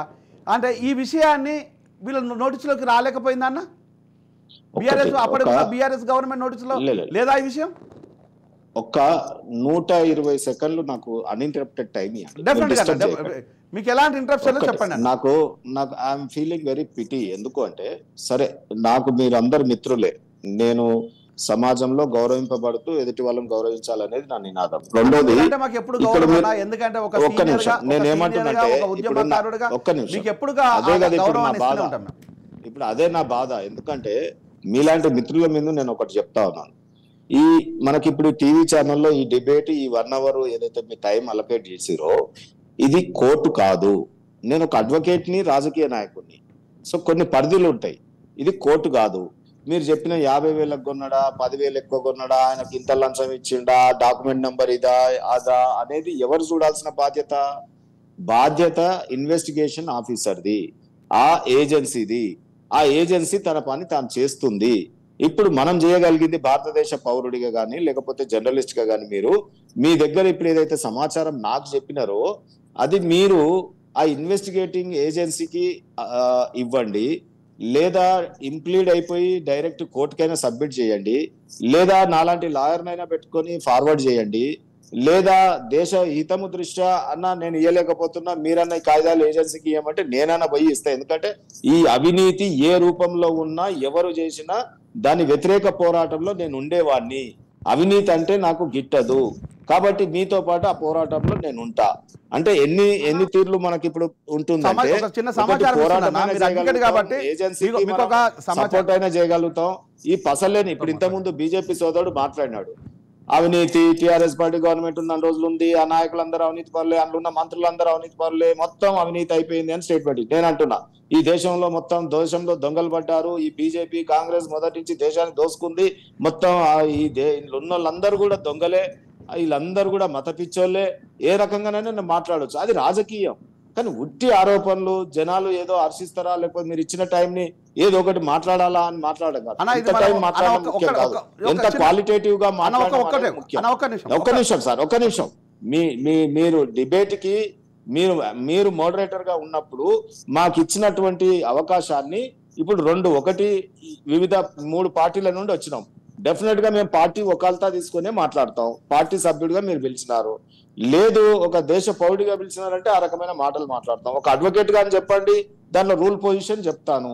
ఇంతకుముందు మీరు సెన్సస్ చెప్పినప్పుడు ఎంత బాధేస్తుందంటే ఈ దేశంలో ఈ 10 ఏళ్లలో 5,600 పైసలకు మీరు నెంబర్ చెప్పినారు. 16 కేసులలోనే కన్విక్షన్ పడింది అన్నారు. దీన్ని బట్టి ఆ ప్రభుత్వం ఎలా పనిచేస్తుంది దేశంలోని అవినీతి పరులు మీరు అంటున్నారు. ఆ ఏజెన్సీ మా బ్రదర్ గా ఒకటి కంప్లీట్ చేయమని నేను ముందే మిమ్మల్ని పర్మిషన్ నేను కంప్లీట్ చేస్తాను. మీరు మాట్లాడటం నేనేం మాట్లాడలేదు. ఇప్పుడు మీరు ఏమన్నారు, ఈ దేశ పరిపాలనలో వేరే దేశం మాట్లాడేటప్పుడు ఏమంటారు, అరే అక్కడ 5,000 కేసులు బుక్ అయితాయిరా, 16 మందికి కన్విక్షన్ పడుతుంది, వేస్ట్ గా పెడతారు కేసులు, వేస్ట్ గా నీరు గారిపోతాయి, సరిగా పనిచేయరు, వాళ్ళు కేసు పెట్టినా సరిగా పనిచేయక నీరు గారిపోతాయి, అక్కడ ఉన్న ప్రభుత్వాలు వేస్ట్ అంటారు. కానీ ఆ ఏజెన్సీ మా బ్రదర్ కాదు, ఇది నాది, ఇది కాదు అంటే ఆరోపణలు చేసే దగ్గర మాత్రం ముందు ఎన్నికలు ఉన్న దగ్గరనే రైడింగ్లు చేస్తుంది, రేపు ఎన్నికలు ఉన్నాయంటే ఇవాళ రైడింగ్ చేస్తుంది. అరే ఎవరైనా ఉండొచ్చు. ఇప్పుడు కాంగ్రెస్ పార్టీ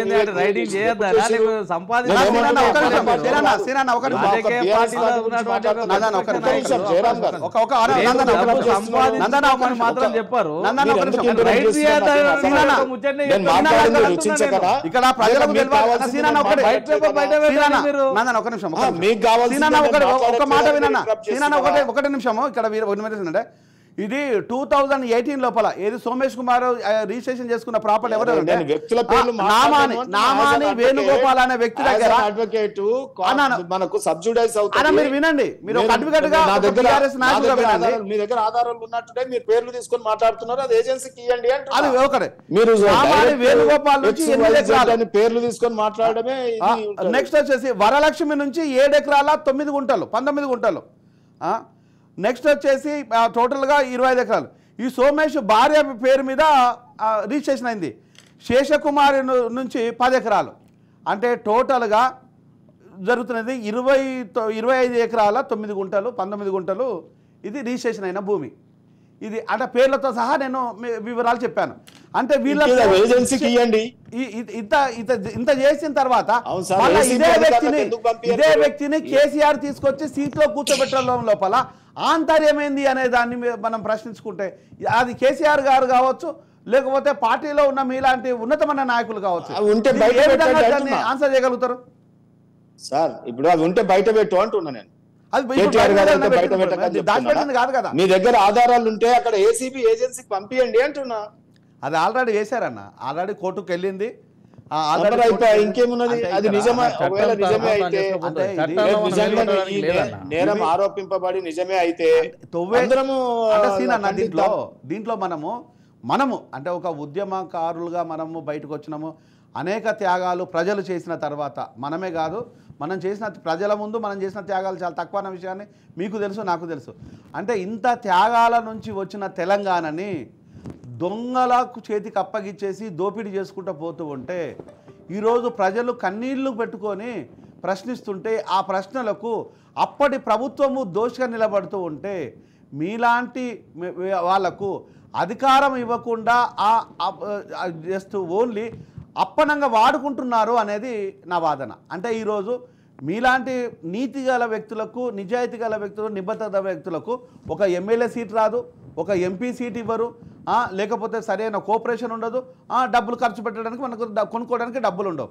మరి జీవితకాలం మొత్తము తెలంగాణలో ఉన్న 99% ప్రజల పరిస్థితి అలానే ఉంది. మరి వీళ్ళు రాజ్యాధికారం వైపు వెళ్ళాలా, వెళ్ళకూడదా?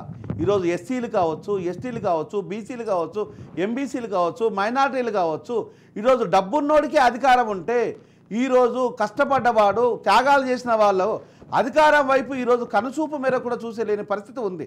అధికారం వైపు వెళ్ళాలంటే కామన్ మ్యాన్ ఎన్ని దోపిడీలు చేయాలి? ఈ జలగలు గద్దలు ఉంటే ఒక కామన్ మ్యాన్, నిజాయితీగా ఉండే వ్యక్తి దోపిడీ చెయ్యలు లేడు, అవకాశాలు అంతకంటే లేవు. అధికారం ఈరోజు ప్రజల కోసం పనిచేయడం అనేది ఓన్లీ కార్యకర్తగానే పనిచేయాలి తప్పితే నాయకుడు కాకూడదా? చెప్పండి. మీరు ఈ చర్చ సెపరేట్ గా పెట్టండి. అనవసరంగా ఈరోజు వ్యక్తులు చేసిన నేరాల చర్చ ఒకవైపు, అంటే ప్రజల మధ్యలో ఉండేది ఈరోజు ఒక్కరి చేతికి చేయలేదు. ఏమంటుందంటే ఇప్పుడు చెప్పిన వాదంతో నేను ఏకీభవించబడి అవినీతి మీద వ్యతిరేకమే ఎవరమైనా. అసలు దీంట్లో ఎక్కడిది ఇది? నేను అన్బయాస్డ్ ఉంది నా చర్చ, మీరు అర్థం చేసుకోవట్లేదు. అవినీతిలో ఎవరున్నా, మీరు పేర్లు ఎవరున్నా మీరు కఠినమైన శిక్షలు వేయండి, లేదా చట్టాలను మార్చి ఇంకా కఠినంగా తయారు చేయండి. దీనికి మన సపోర్టు, మన పోరాటం. నేను ఐఎమ్ విత్ యూ. ఇక మీరు చెప్పినటువంటిది రాజకీయ పార్టీలు ఇవాళ ఎవరికి ఇస్తుంది టికెట్లు ఇచ్చిన వాళ్ళకి, రాజకీయ పార్టీలకే ప్రజలు ఓట్లు వేయబట్టే. వ్యక్తులను చూసి ఓట్లు వేయడం మొదలు పెడితే ప్రజలు పార్టీలకు దిమ్మ తిరుగుతుంది. మరి ప్రజలు అట్లా చేస్తున్నారా? చేయట్లేదు. సాంప్రదాయబద్ధంగా పోతున్నారు. ఓ కాంగ్రెస్ కో, బీజేపీకో, బీఆర్ఎస్ కో ఈ రకంగా చూస్తున్నారు. చూసినప్పుడు ఏమైతుంది? మనలాంటి నీతిమంతులైనా అవినీతిమంతులైనా పార్టీల చుట్టూ, ఆ టికెట్ల చుట్టూ తిరగబడుతుంది.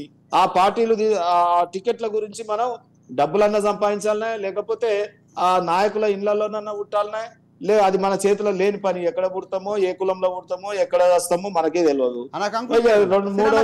మూడోది ఏంది? సర్వీస్ ఇచ్చి సేవ చేసి పార్టీలకు టికెట్లు కావాలనుకుంటాం. మరి ఆ సేవ తీసుకున్నాక ఆ పార్టీలు ఇవ్వకపోతే మనం ఏం చేయగలుగుతాం? ప్రజలు చేయగలుగుతారు. ప్రజలు ఏం చేయగలుగుతారు అంటే పార్టీలకు సాంప్రదాయబద్ధంగా కాకుండా వ్యక్తులు కూడా మంచోళ్ళ కాదా, ఎంత చిన్నోళ్ళైనా అవినీతి పరులే, వాళ్ళందరినీ గిట బాధ్యులు చేయాలి, శిక్షించేయాలి. ఎందుకంటే ఇది ప్రజల సొమ్ము. ఈరోజు కాయా కష్టం చేసి సంపాదిస్తున్నటువంటి ఒక డబ్బులు బిట ఈరోజు ఎంఆర్ఓ స్థాయి నుండి మొదలుకుంటే కేవలం రాష్ట్ర స్థాయి సిఎస్ వరకు గిట అవినీతిమయంలో కొరుక్కుపోయింది ఈ రాష్ట్రం. కావున ఇప్పటికైనా తక్షణమే ఈ ప్రభుత్వం మారింది కావున ప్రజలు ఎన్నుకున్నటువంటి ఒక కాంగ్రెస్ ప్రభుత్వం గిట్ట వెంటనే అవినీతి అధికారులపై చర్య తీసుకోవాలి. గతంలో చేసినటువంటి ఒక ఎమ్మెల్యేలు, మినిస్టర్లపైన గిట్ట చర్య తీసుకోవాలని భారతీయ జనతా పార్టీ డిమాండ్ చేస్తున్నది. రాబోయే ఎలక్షన్లలో బీఆర్ఎస్ పార్టీ ఒక్క సీటు గిట్ట గెలవదంటటువంటి ఒక విషయం నేను స్పష్టంగా చెప్పదలుచుకున్నా. రాబోయే రోజుల్లో రామ మందిరాన్ని వ్యతిరేకించినటువంటి ఒక కాంగ్రెస్ పార్టీకి పుట్టబతులు ఉండయి. ఈ తెలంగాణ రాష్ట్రంలో 10 నుండి 15 స్థానాల వరకు భారతీయ జనతా పార్టీ పార్లమెంటు స్థానాలు గెలుస్తుందని భారతీయ జనతా పార్టీ కార్యకర్తగా విశ్వసిస్తున్నాం. ధన్యవాదాలు. సో ఇది స్టోరీ. అంటే రానున్న రోజుల లోపల ఇలాంటి స్టోరీసే, అంటే ప్రతి ఉదయం మీ ఇంట్లోకి వచ్చేసి మీతో ముచ్చటిద్దాం. అంటే ఏది నిజం? ఇంత జరుగుతున్న ఈ సమస్య లోపల, ఇంత జరుగుతున్న ఈ అవినీతి లోపల, ఎక్కడ చూసినా కూడా ఇంత పెద్ద అవినీతి. అంటే గతించిన ప్రభుత్వం లోపల జరిగిన అవినీతిని ఒక్కసారి కళ్ళ ముందు చూస్తూ ఉంటే, ఈ అవినీతి జరగలను కనుక మనం ప్రశ్నిస్తూ ఉంటే ఎంత బాధగా ఉందో ఇది చెప్పాల్సిన పని లేదు. ఈరోజు తెలంగాణ ప్రజల కష్టార్జితము, తెలంగాణ ప్రజల శ్రమను, తెలంగాణ ప్రజల ఊపిరిని ఈరోజు అది కొంతమంది అధికారులు, అందరు అధికారులు అని చెప్పలేము, కొంతమంది అధికారులు, ఎంతోమంది అధికారులు, ఎంతోమంది ఐఏఎస్లు, ఎంతోమంది ఐపీఎస్లు అత్యున్నత స్థితిలో ఉండి ప్రజల కోసం సేవ చేస్తుంటే కొంతమంది అధికారులు మాత్రమే ఈరోజు డబ్బుకు వ్యామోహంలో పడి విచ్చలవిడి ఆదాయానికి బాంఛన్ అనే స్థితిలో ఉండేసి ఈరోజు రాజకీయ నాయకులు కాళ్ళు పట్టుకొని గడ్డాలు పట్టుకొని ఒకే సీట్లో కూర్చొని ఇన్ని రోజులు చేసిన దోపిడీని చూస్తున్నట్టుగా పంచుకునేది, దోపిడీ చేసి పంచుకునే విధానాన్ని పులి స్టాప్ పెడుతూ ఉండాలని ప్రతినిత్యం రాజ్ న్యూస్ మీ ముందుకు రోజుకొక స్టోరీని, రోజుకొక అవినీతి అధికారిని మీ కళ్ళ ముందు పెడతాము. నిర్ణయం మీది, నిజాయితీ మాది.